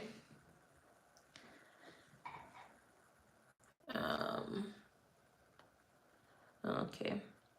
A patient on long-term prednisone should have teaching about which replacement medication if stressed or ill. A, increasing the dose per provider instructions. B, stopping the steroid immediately. C, switching to an inhaled steroid only. Or D, doubling the dose of diuretics. So a patient on a long-term prednisone should have teaching about which replacement medication if stressed or ill. Okay, so A, increasing the dose per instructions. All right. C, A. All right. So during stress or illness, steroid dosing is often increased. All right. You never stop it abruptly. All right. They usually taper you from it. All right. Which lab change would you expect in an untreated primary hyperaldosteronism? All right. So which lab change would you expect in untreated primary hyperaldosteronism? A, hyperkalemia and hypotension. B, hypokalemia and hypertension. C, hyponatremia and low blood pressure. Or D, high TSH. 3 dots in the red car says C. I'm guessing. All right, so C. All right, let me see if anybody else says anything. I don't know if Pininia and Laxima were answering this question. Everyone stole my guess. All right, so Joblin says B. All right, hypokalemia and hypertension.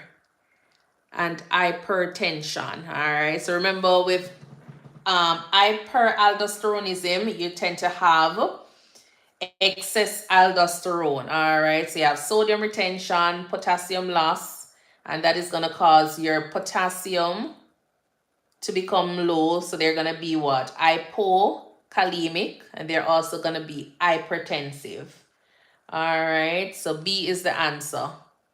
Learn to share. All right, excess steroid. I did not read the question. Okay. All right. So this is primary hyperaldosteronism. All right. So you need the aldosterone that is going to help with your blood pressure. All right. Your ADH as well helps with blood pressure control. So if you have a patient that has too much, then you're going to have hypertension. So hyponatremia is going to be out and hypotension is going to be out. All right. Blood pressure is going to be elevated because your aldosterone as well as your ADH helps with, increasing your blood pressure. All right. And then from there.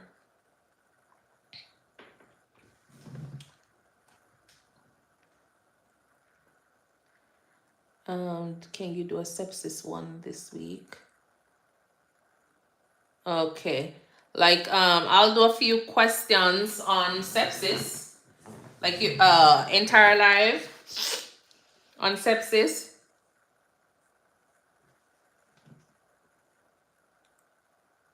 So I'll have to probably mix it in. I'll probably have to just mix it in with, with the other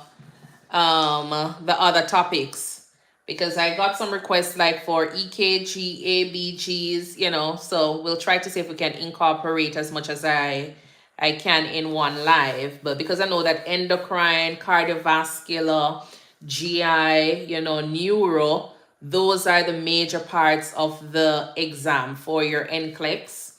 The bulk of the questions are going to be coming from there. So I definitely want to try to do as much question as we possibly can. And renal, input and output. Okay, so I'll add those to the list, and then from there we can try to, incorporate all of those. All right. Not a problem. A newly diagnosed type 2 diabetic expresses guilt and blames themselves. The best initial nursing response is A, you should have exercised earlier. B, it's common to feel that way. Tell me what concerns you most. C, stop feeling guilty and follow the diet. D, I'll call social services. All right, so BB, it's common to feel that way. Tell me about your concerns. Okay, nice. So you always want to try to explore. All right. So that is therapeutic communication there. Validate the patient's feelings and encourage expression. Do not be judgmental or dismissive towards the patient. Those are inappropriate response. All right. Yes, B is more therapeutic. And when you ask them to tell, because sometimes even though, you don't know which direction this person is going, because they said they expresses guilt and blames themselves. You want to make sure you're thinking safety. All right. Are they having suicidal ideations? Are they having homicidal ideations? Do they have plans? Things like that. So when you open up, have them talk a little bit more about what's going on. You have a better idea and then plan appropriately based on their response. All right. This one. A patient with suspected SIADH has serum sodium of 122 and is confused. Which order is highest priority? A, implement seizure precautions and restrict fluids. B, encourage oral intake, water intake. C, administer hypotonic IV solution. Or D, promote high sodium diet. All right. So you have a patient here who has SIADH, a serum sodium of 122, and is confused. Which order is highest priority?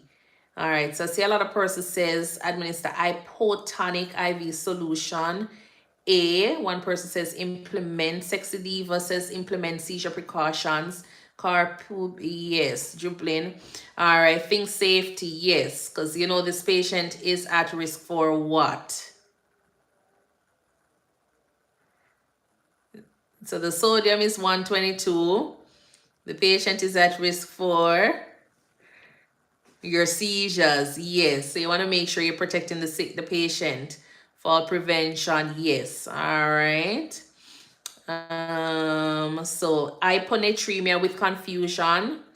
All right. The patient is at risk for seizures. So seizure precautions and fluid restrictions are immediate. Hypertonic saline might be used for per protocol, but only with close monitoring. The nursing priority is safety here. So every time you're looking at the question, always ask, if something is supposed to happen to this patient, what is the worst thing that can happen? Then from there, you try to answer the question. All right, look at the answers and then from there. So look at the diagnosis, look at the lab work and see what is the safety. What is safety in this, that they're addressing? Because as I say, the NCLEX is all about safety. You want to make sure that you are safe practicing, taking care of your patient. All right. Yes, Jang. Hypotonic is low in sodium, so wouldn't be best IVF. Exactly. All right. All right. Let's see if you can outsmart the glands here. All right. So puffy face, you're going to go ahead and tell me the disorder. All right. This is not a multiple choice. You're going to tell me the disorder. You'll type it in the comment section. All right. So puffy face, dry skin, slow heart rate. What's the diagnosis? Hypothyroidism.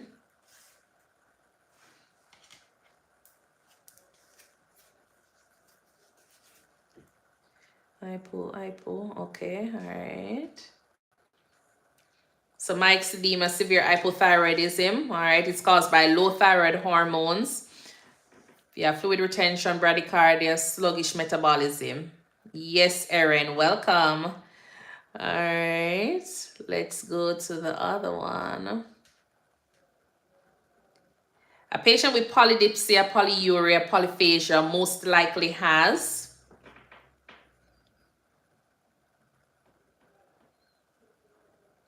So polydipsia, polyuria, and polyphagia most likely has. Okay. I see hyperglycemia, diabetes insipidus. Okay, the patient is diabetic. Yes. All right. So the patient is diabetic. Glucose can't enter the cells, so they tend to have dehydration. They are hungry and increased urination. All right. So I realize the car is too fast. All right. So polydipsia, polyuria, polyphagia. All right. Those are the clinical hallmark for your diabetes mellitus. All right. A patient with severe hypertension and episodes of sweating and palpitations. What's likely?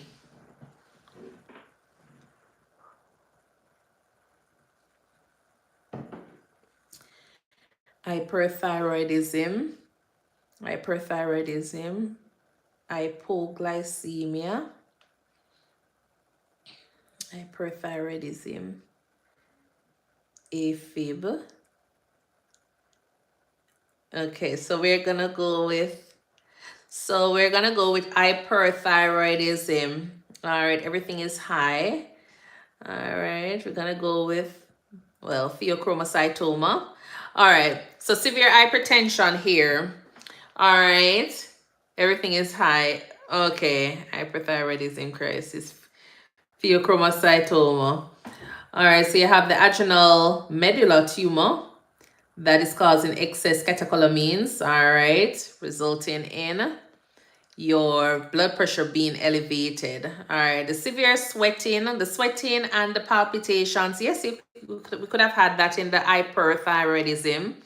All right, the hyperthyroidism and the severe hypertension is not characteristic of hypoglycemia. I know some persons have said that as well.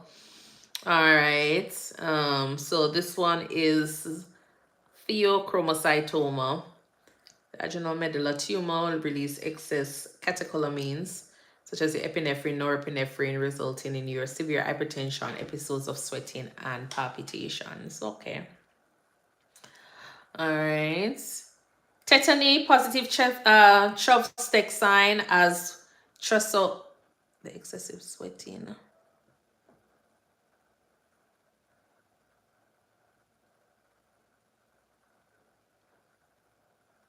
Oh, it had just said episodes of sweatings and palpitations. All right. That gave it away for real. Okay. So tetany and positive chopsticks and the trousseau sign occur with what condition? Hypocalcemia, low calcium. Okay.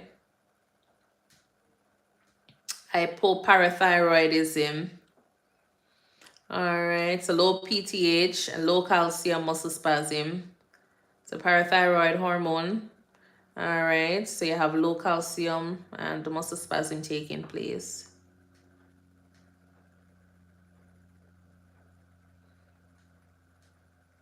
Polyuria with low specific gravity and dehydration despite normal glucose levels suggests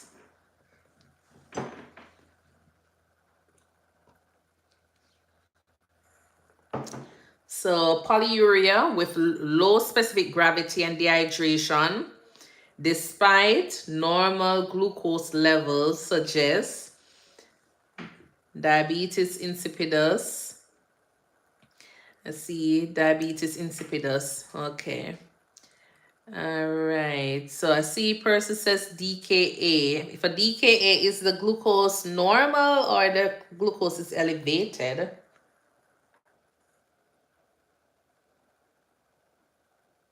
Yeah, the answer is the diabetes insipidus.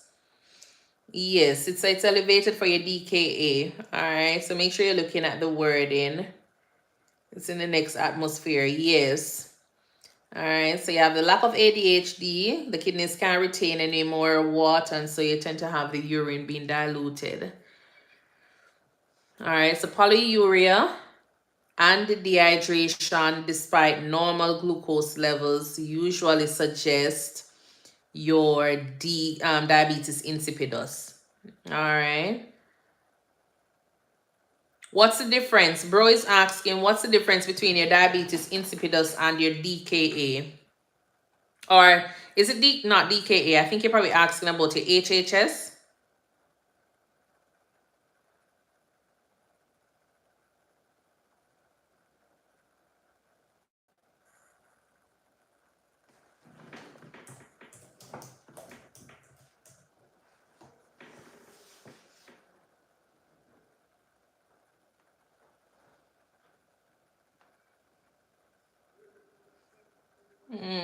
So one of them you have the glucose is elevated and one it is normal. It's aldosterone issue.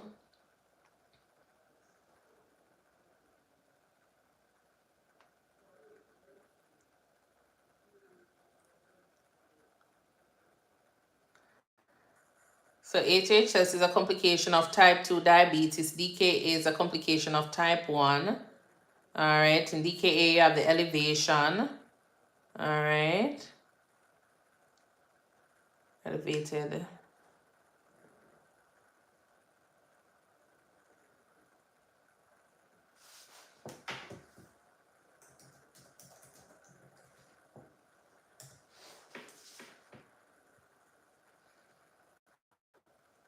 So for DKA, you have the type 1, you have ketones. The glucose is usually anywhere between your 200s to 600. If it gets higher than 600, then it is HHS, all right? Ketones is present for your DKA. It's not present in your HHS, all right? And for your DKA, that usually, it can happen in hours. The HHS, it can take days to weeks before the patient starts developing or showing signs and symptoms of it. All right, versus your DKA, it happens like hours, days. So that's why it's a medical emergency, the DKA. All right. That's why it's a medical emergency, because of how fast it happens and then with the ketones on board. All right. There's metabolic acidosis and there is no acidosis. Yes. Oops, it's me, because there's no ketones there. All right. Acute.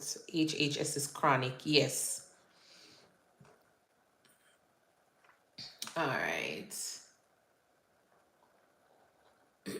Too much growth hormones in adult causes. If you have too much growth hormone in adults, what it cause? I think we did something like this earlier. We had a question similar to this earlier. Gigantism or acromegaly. Okay. Acromegaly, yes. All right. So after epiphyseal plate closure, you have enlarged hands, feet, and facial features. All right. So if you have too much of your growth hormone, you tend to cause all of those. All right. Acromegaly.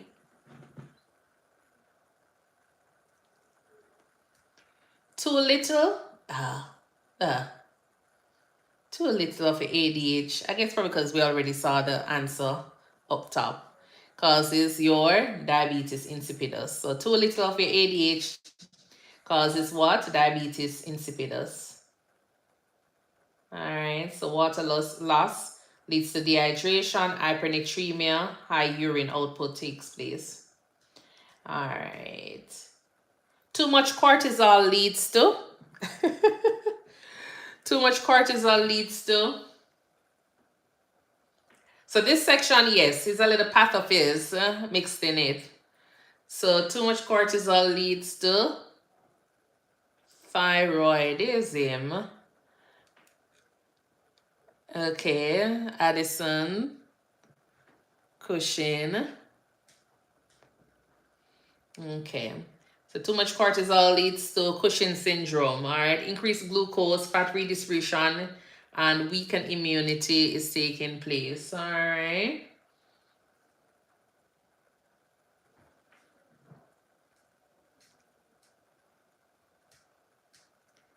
And then too little cortisol leads to what? Addison, Jubil. Okay. Addison. Okay. So the patient tends to have low blood pressure, fatigue, and hyperpigmentation. All right.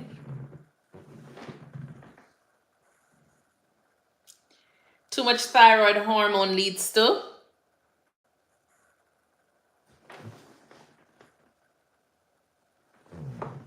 too much thyroid hormone leads to hyperthyroidism. Okay, nice. All right, Graves' disease. All right, so speeds up all metabolic processes. So you have anxiety, weight loss, heat intolerance. Yes. You tend to have like palpitations, they sweat a lot. All right. All right, let's tap up the screen. Let's tap up the screen. All right, like, share, follow on TikTok here at ThinkNursing, as well as on YouTube for the full live stream of the videos. All right. Okay, so can we get about four more shares on the live? 4 more shares on the live so we can get to 90. That would be nice. All right. Thank you guys for sharing. I'm hoping to share to real persons, you know. Huh? Hope we're sharing it to someone. All right, even if it's just one person. Thank you, thank you, thank you. All right. So, nursing priorities here. Let's see. What's the priority after administering insulin? What's the priority action after administering insulin?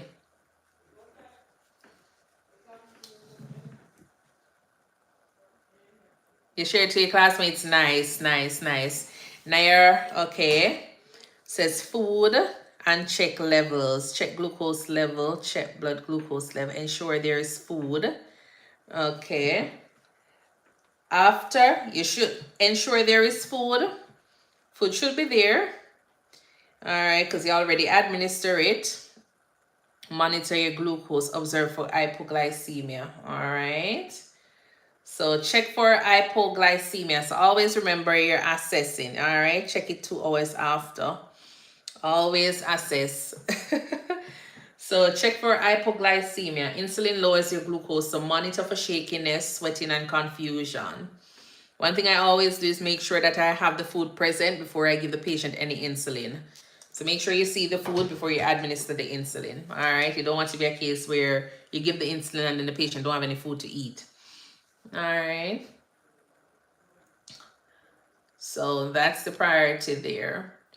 What's the emergency management for Addisonian crisis?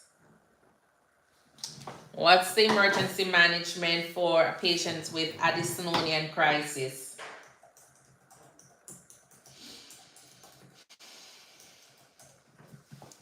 Give steroid, very important. Yes, bro, you have to have food available. All right. You have to have the food available before you, okay, so steroid, give cortisol steroid, okay. All right, so steroid. So we know that adrenal crisis is a emergency, a life-threatening emergency because they have very, very low steroid, cortisols there. Aldosterone level is very, very low. All right, so you want to make sure you go ahead and you give your steroids. All right. So IV fluids, glucose, and corticosteroids. So replace your sodium fluids and cortisol immediately. Blood pressure management, yes. All right.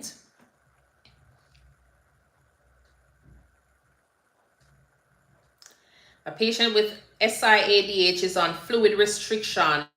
What lab should you monitor closely? So you have a patient that has SIADH, is on fluid restriction. Which lab should you monitor closely? All right. Why you're monitoring that sodium? Why you're monitoring the sodium closely?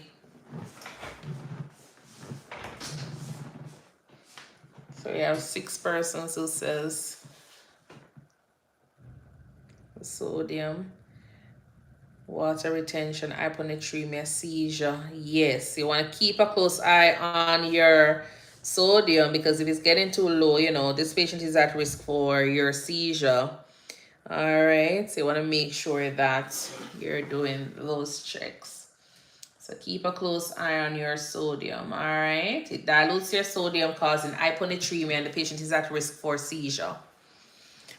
All right, because low sodium will lead to hyponatremia. Yes. What are some signs and symptoms of hyponatremia? So you have a patient that has SIADH, and you realize that, you know, you have a patient that has your SIADH, and you're there assessing your patient. What are you looking for? All right, so confusion, lethargy, fatigue, weakness. Yes. All right, tremors. Definitely. Okay. Tremors. What is going to be happening with their mucous membrane for a patient with hyponatremia? Confusion, headache, irritable. It's going to be dry. All right. Sometimes you look at their tongue. Their tongue is like so dry. They're always wanting a little bit of a water. And even when you give them their, you know, that little water there, it's like, it's not helping. All right. Because their sodium is like so low. All right. Which nursing intervention prevents injury in a patient with hyperparathyroidism? So which nursing intervention prevents injury in a patient with hyperparathyroidism? They have excessive thirst. Yes. All right. So which nursing intervention prevents injury in a patient with hyperparathyroidism? So you have a patient with hyperparathyroidism. Which nursing intervention you can do that will prevent injury in that patient? Give their medications, okay. Low calcium diets, okay. All right, IV what? IV fluids, IV EKG, okay. Which nursing intervention prevents injury in a patient with hyperparathyroidism? All right, so implement fall precautions and handle gently. All right. So hyperparathyroidism. Which nurse intervention prevents injury in a patient with hyperthyroidism? Fall risk. All right. So all the things we're doing, you know, all the things you're saying are, you know, interventions. All right, interventions. One thing I want us to remember when we're doing the NCLEX, always be thinking about, you know, okay, safety. Some of the time you see Nayari, Ra, or Nai, we're gonna say Nai, says fall risk. Because sometimes it's the simplest of things, you know, the simplest of things they're looking for. And it always comes back down to the same safety. All right. So implement fall precautions and handle gently. Calcium loss from bones increases increases fracture risk for this patient. So which nursing intervention prevents injury in a patient with hyperparathyroidism? All right. Implement fall precautions and handle gently, leading to osteoporosis. Yes. So sometimes you have these patients, you move them, they tend to have like fractures, and you don't know how they get a fracture, pathological fracture. It's because of this. What about seizure precautions? Hyperparathyroidism. Would seizure precautions be something for this patient? Give the calcium supplement. Is this an intervention?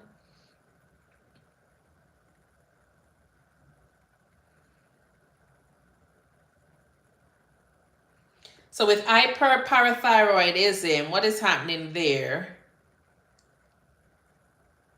So with the hyperparathyroidism, would this patient need calcium supplement? So Dorian says no.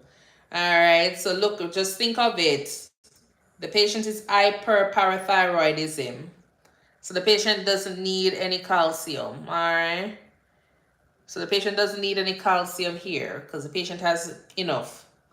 All right, so you want to make sure that, so yeah, the patient doesn't need any calcium here. So which nursing intervention prevents an injury in a patient with hyperparathyroidism is basically implemented for precautions and handled gently. Calcium loss from bones increases fracture risk. All right. Just like chronic steroid use. Yes, it softens your bone. All right. So weakens your bone. What is a priority action for a thyroid storm? What is a priority action for a thyroid storm?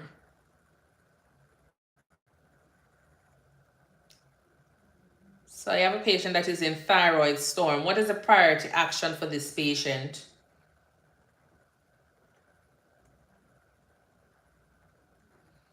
Check for iodine.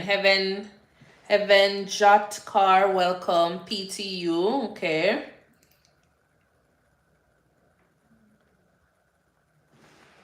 All right. Give meds. PTU, okay. All right. So what is a priority? Let's see what they have here. What is a priority action for thyroid storm? Maintain airway and give the anti-thyroid medications and beta blockers. All right. So life-threatening hypermetabolic state, prevent hyperthermia and cardiac failure. All right. So maintain airway and give anti-thyroid medications. Put the thyroid under PTU. Yes. All right. You'll do the Lugol's iodine. You can use that when they're doing the, like, preoperatively.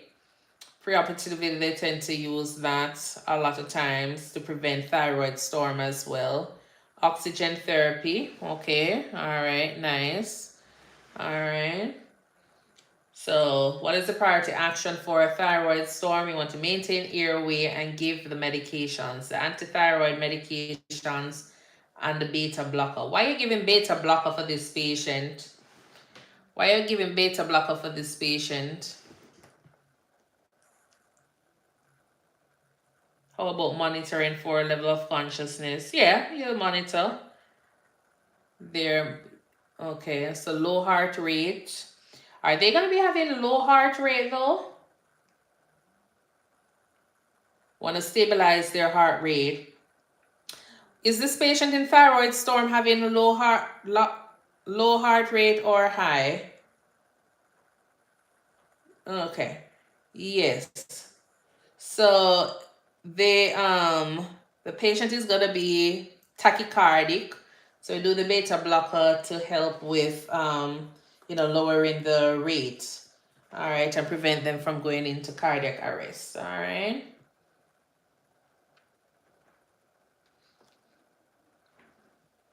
Fever, high heart rate. Okay, nice. Okay.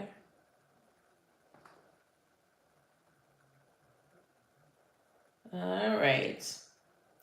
Let's do another little fast question and answer. Which option is correct? This one or that one? All right. So, which one is correct? Cushing's or Addison's? You tend to have hyperpigmentation. Which one? Cushing's or Addison's disease? As I said, this is all endocrine system. All right. So sometimes the questions seem like they're repeating. or you're seeing the same diagnosis, condition. Okay. Addison's. Okay, nice.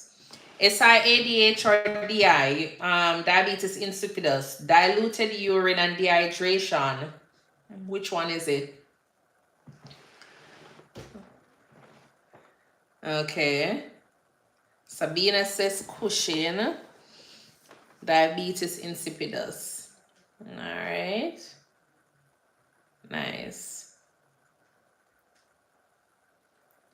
Hyper or hypothyroidism, weight gain and cold intolerance.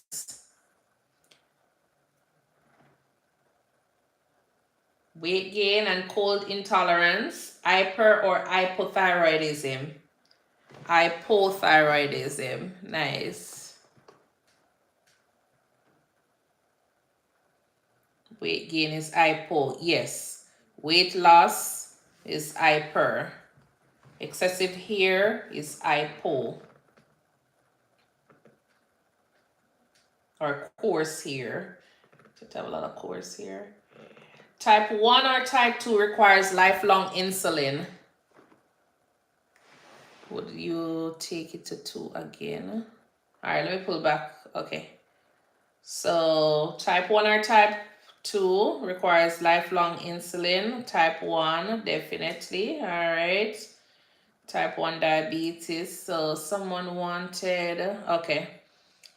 All right. So someone wanted to see this question. SIADH or DI, diabetes insipidus, diluted urine and dehydration. Which one was it?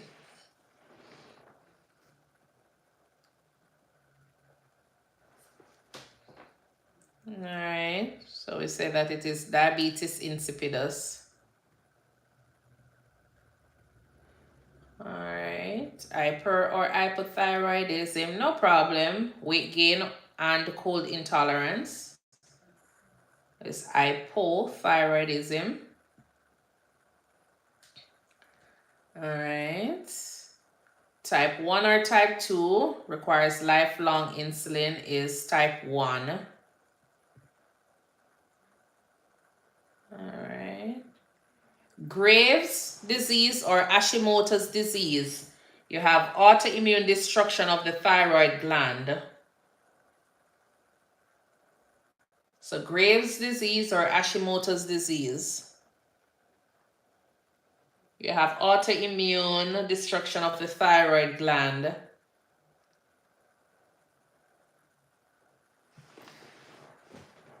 All right, I see Jublin says Hashimoto's. All right, so Hashimoto's thyroiditis. All right, so let's pull that up.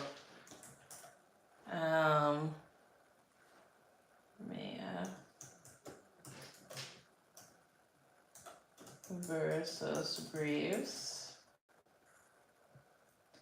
Let me pull that up because a lot of persons said Graves and only 3 persons says Hashimoto. All right.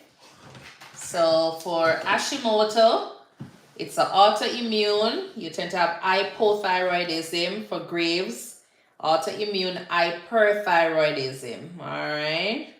Onset for Hashimoto's is slow and gradual. Graves' disease is usually rapid onset. All right. For Hashimoto's, you tend to have destruction of the thyroid tissue, which leads to your T3 and your T4 being lowered. All right. And then the antibodies in Graves' disease, once it's stimulated, you tend to have increase in your T3 and T4. So for Hashimoto's, they tend to have the goiter, puffy face, and thinning of the hair. Graves' disease, they have the goiter, which is soft, all right, and they have the bulging eyes, exophthalmos, and they have pretibial myxedema, all right. Can you repeat?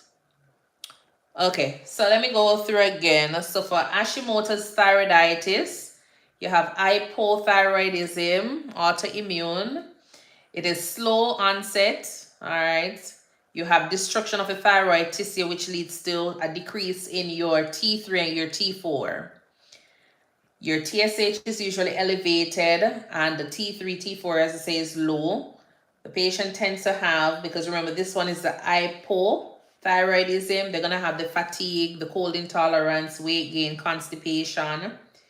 Their goiter, the throat swelling, is going to be firm. They have puffy face and thinning hair. All right. And you have myxedema coma, which is a severe form of the hypothyroidism happening for Hashimoto's. For Graves' disease, you have heat intolerance because it's a hyperthyroidism that is going on there. That one often is rapid. The patient tends to have the bulging eyes or exophthalmos. They have the goiter, which is soft. Heat intolerance, all of those signs and symptoms of hyperthyroidism. You have low TSH and high T3 and T4.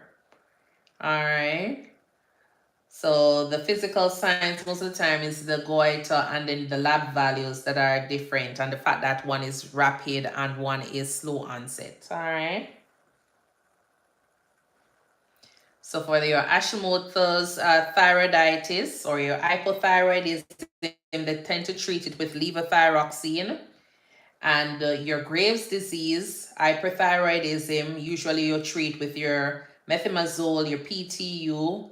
They'll give the beta blockers, and sometimes they might remove the thyroid gland. All right. So hope that helps. Mariposa. Welcome. All right. I think we're almost at the end of the live though. See? Yeah. All right. Remember to continue tapping the screen. Thank you guys. All right. And follow your daily heart meals later on. And you can subscribe to my YouTube page where the full videos are posted. All right. And it's ThinkNursing, one word. All right. I think we have about 5 questions or 10 questions remaining. All right. Oh, so we just did this one. Identify the disorder. All right. Patient has weight loss, heat intolerance, tachycardia, and exophthalmos. What disorder is this? See, one person says Graves, hyperthyroidism. All right. So hyperthyroidism. Okay, nice. All right. But always remember, like, you know, most of the time when you talk about exophthalmos, just think of your Graves' disease. I know, you know, it's still a hyperthyroidism, but try to look for your Graves' disease there. All right, because it's a severe form. All right. And autoimmune hyperthyroidism, as we say, you have excess T3, T4, increased metabolism, and the bulging eyes. All right. The moon face, buffalo hump, and the purple striae are classic signs of, oh, we did these questions earlier. Cushing syndrome. All right. Excess cortisol from steroid use or adrenal tumor causes fat redistribution and the skin changes. All right. A patient with fatigue, cold intolerance, and brittle hair likely has what endocrine disorder? So this patient has fatigue, cold intolerance, and brittle hair. What is a likely endocrine disorder? I see Cushing's here. Hypothyroidism. Nice. Hashimoto's thyroiditis. Okay, nice. I see Cushing. So cold intolerance, fatigue, brittle hair, mostly is associated with your hypothyroidism. All right. So low T3, T4 slows metabolism, leading to decreased energy and temperature regulation. A nurse notes excessive thirst and urination, but the blood glucose is normal. Which disorder do you suspect? And you know, sometimes when you have multiple choice, you tend to see the answer, so you kind of remember. All right, so when we mix it up like this, you're not seeing it, but you have to think about the condition itself. So, okay, nice. All right, because the glucose is normal. ADH deficiency causes water loss without affecting glucose. in diabetes insipidus. All right. A patient complains of muscle weakness, hypotension, and hyperpigmentation. What's the likely diagnosis? So a patient complains of muscle weakness, hypotension, and hyperpigmentation. What is the likely diagnosis? All right. So your Addison's disease. All right. So low cortisol, aldosterone lead to low blood pressure, electrolyte imbalance, and skin darkening from increased ACTH. All right. Which hormone increases blood sugar and is released during stress? Which hormone increases blood sugar and is released during stress? Glycogen, glucose, cortisol. All right, your cortisol. All right, so glucocorticoid from the adrenal cortex stimulates glucogenesis. All right, so your cortisol.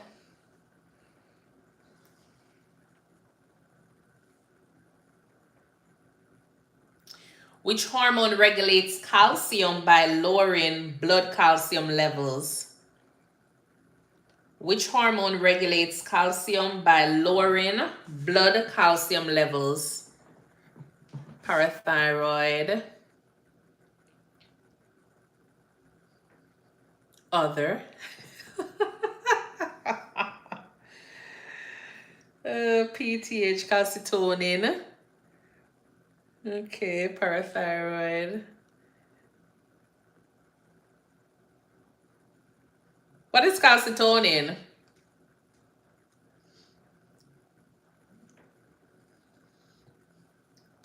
All right. So the calcitonin secreted by the thyroid gland moves calcium into the bones. All right. So which hormone regulates your calcium by lowering your blood calcium level? Your calcitonin. It's released by your posterior pituitary gland. All right. So your calcitonin regulates your calcium.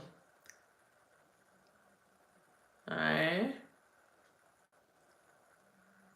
And your parathyroid regulates your calcium and your phosphorus. All right.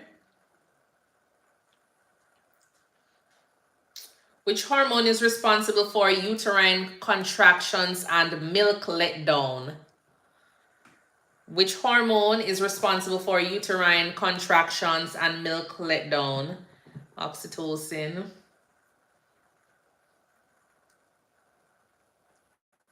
Okay, prolactin. Okay. All right, so your oxytocin, your posterior pituitary hormone, key during labor and breastfeeding. All right, so you have prolactin, which also stimulates milk production, all right, in postpartum women. And it is a hormone that is produced by your anterior pituitary gland. Pacey, mom, stop thinking too much. All right, Pacey, mom. So prolactin. All right. So try not to think too much about, the question. They're not gonna ask too much of a hard question. Just try to think about the basic things. All right. So for that one, your oxytocin. All right, pace, mom.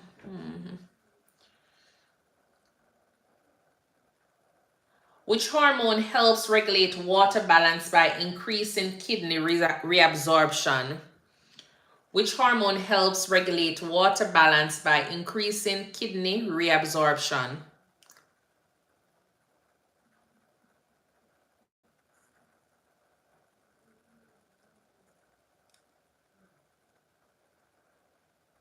ADH. ADH, nice. All right, so your vasopressin, ADH, posterior pituitary hormone, it retains water and increases your blood pressure. All right. So which hormone regulates water balance by increasing kidney reabsorption? ADH or your vasopressin. All right, because it retains water and increases your blood pressure. All right. It's supposed to be like a rapid, but you know. What is the priority nursing intervention for a patient post-thyroidectomy? So you have a patient that just had their thyroid gland removed. What is the priority nursing intervention for this patient? Okay, safety off. Assess airway, maintain airway. Okay. All right. Nice. All right, so you want to monitor for airway obstruction and calcium levels. All right. And we said that swelling or hypocalcemia that is due to the parathyroid injury can cause airway issues. All right, no cold fluid. Nice. All right.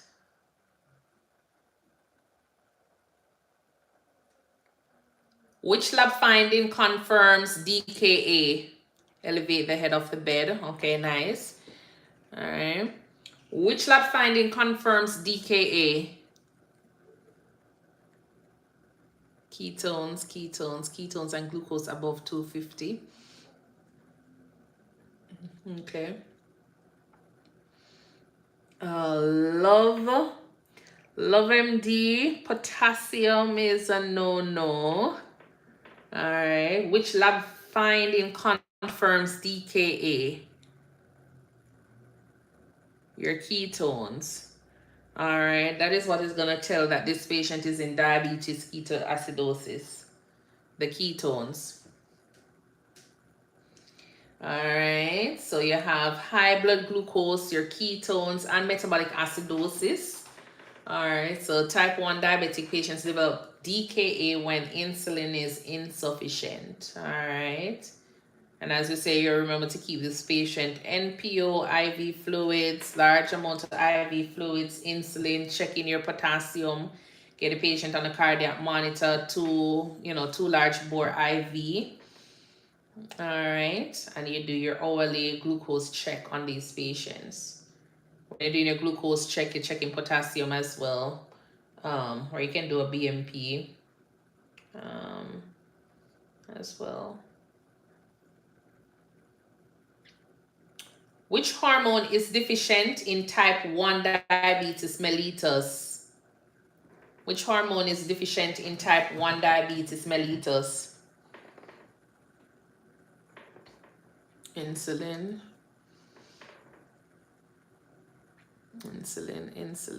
Okay. All right. It's an autoimmune destruction of the pancreatic beta cells. All right. So you have insulin that is deficient in type 1 diabetes. Which test assesses long-term blood glucose control? Which test assesses long-term blood glucose control? Hemoglobin A1C, BGM.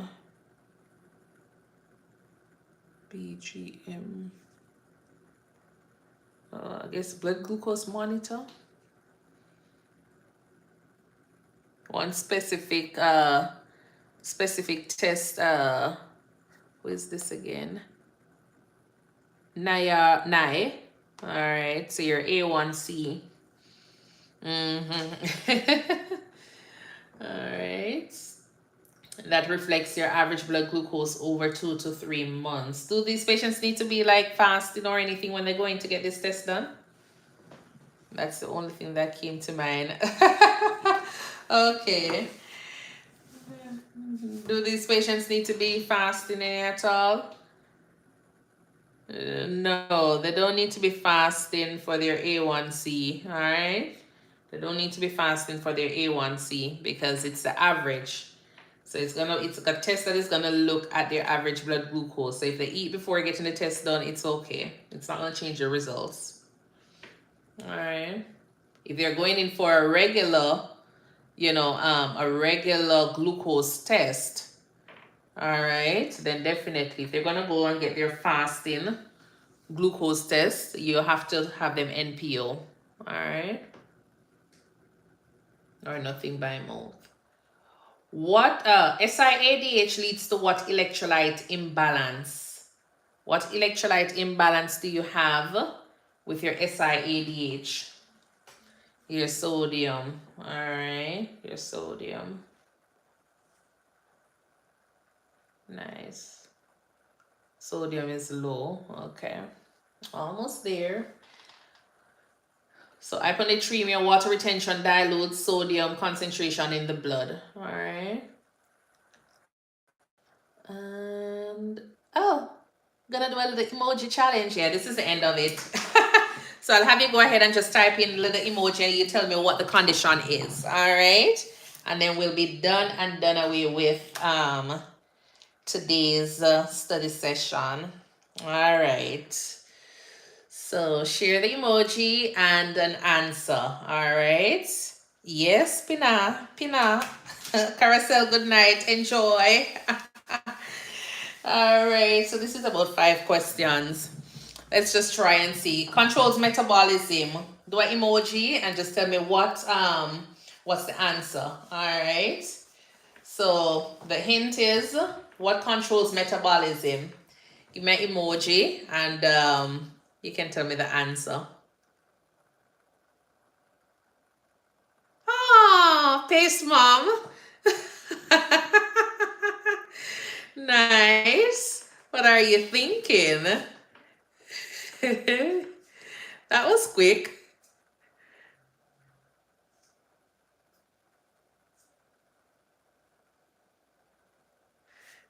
All right. So yes.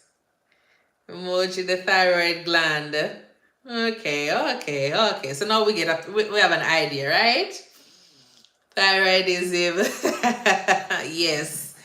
All right. So that was nice. You get that one? All right. Let's try one. Calcium manager. Goodbye, Car PB. Thank you so much for taking the time out. All right, that blessed girl, welcome. No problem. Happy to have you guys. All right, so the hint is one last one. This is the last one, calcium manager. All right, what's the emoji you could actually put for that one? The calcium manager, and what's the answer?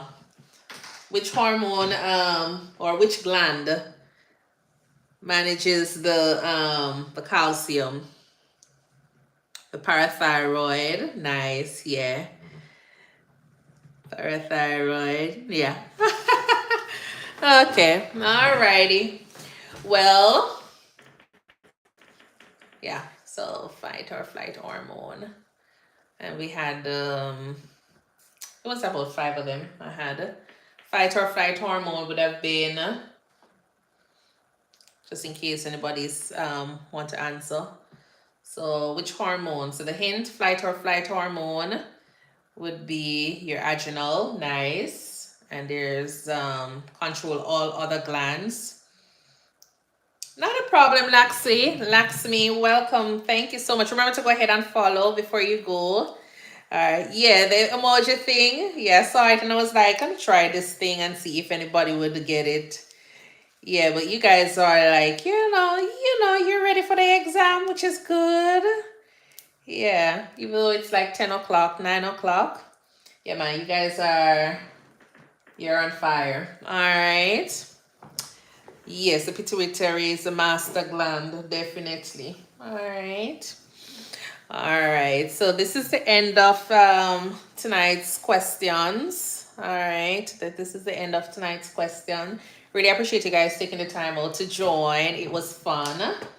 All right. It was fun. As I said, remember to go ahead and subscribe to my YouTube page. at ThinkNursing, just in case you want to find the other live streams that we've done. Cardiovascular, we did one pathophase for endocrine as well. We did GI, cardio, which other one, neuro. So we did a few topics, and then from there, all right, so you can check those out with just random questions, and then from there, so I'll try to get some more questions going prepared, and then from there. Peace, mom. Oh, thank you, thank you, thank you, thank you. And I'll follow you guys. All right, it might take a bit of a time to respond to all of them, because you know TikTok have a way of kind of telling you that you're following too fast. So, but I will go ahead and follow you guys, and then from there we support each other. All right. So I'll be back on Tuesdays and Thursdays at 7 Central Standard Time. Feel free to go ahead and send me, any topic you want me to try and prepare some questions on, and I'll do that. I think the next one I said I was gonna do was not a problem, not a problem. The Outlet TV show. All right, not a problem. Hi, Jang. Thank you. Thank you. All right. But Petra is asking what time next time. Oh, yeah. So it's going to be on Tuesdays, Thursdays at 7 p.m. 7 p.m. Central Standard Time. All right, but during the week I'm trying to rearrange my schedule a little bit so I can actually come on a few more days. We can cover more topics and just interact, and then from there. But for now, it is already set that we're doing Tuesdays and Thursdays 7 p.m. All right, so that's what I've been doing. I'll come on on like Mondays, Tuesdays, Wednesdays, just the same at 7 p.m., 7:30. But sometimes we might be talking about, just being like a nurse, international nurse. If you're wanting to migrate to the States, persons might have questions, or it might just be like a random pop-up where we're just having a conversation. So, yeah. All right. So look out for the page. And then from there, and remember to go onto YouTube as well and subscribe and watch the videos over there. If you want to know a little bit more about me, it's all posted over that side. All right. So until then, I will see you guys in the next live, and I'll try to put it on my live, schedule them so you guys can see it a little bit better, be reminded of that. All right, but bear with me. Oh yes, I have a YouTube page. It's called ThinkNursing. That's that's my baby. All right, that's my baby. So definitely go over there and subscribe. And then TikTok came in a little bit after, but the turnout on TikTok is a little bit more than on YouTube. So it's 3:39 a.m. this side. Where are you, Petra? 3:39. You're in the UK or something? Poland? Okay, okay, okay, okay. Okay. All right. Well, thank you so much for tuning in. Yes, good night, good night, good night. Scrappy, you come late. How things? So they're Jamaica. Let me give you a follow. How the weather treating you? Yeah. Hope you and your family is okay. All right. So, and remember to go ahead and support the GoFundMe page on my page, or you can also look up, the page for my country, Jamaica, that has been badly damaged by Hurricane Melissa. So you can support them through supportjamaica.gov.jm. I'm going to pin this to my live, not my live, to my page, so you can see, just in case any millionaire is here and you guys want to help with a few things, or a few persons back home with getting back on their feet, because a lot of persons had lost a lot of things, and so any little help, including prayers, are welcome. All right then. Well, enjoy your night now. All right, bye.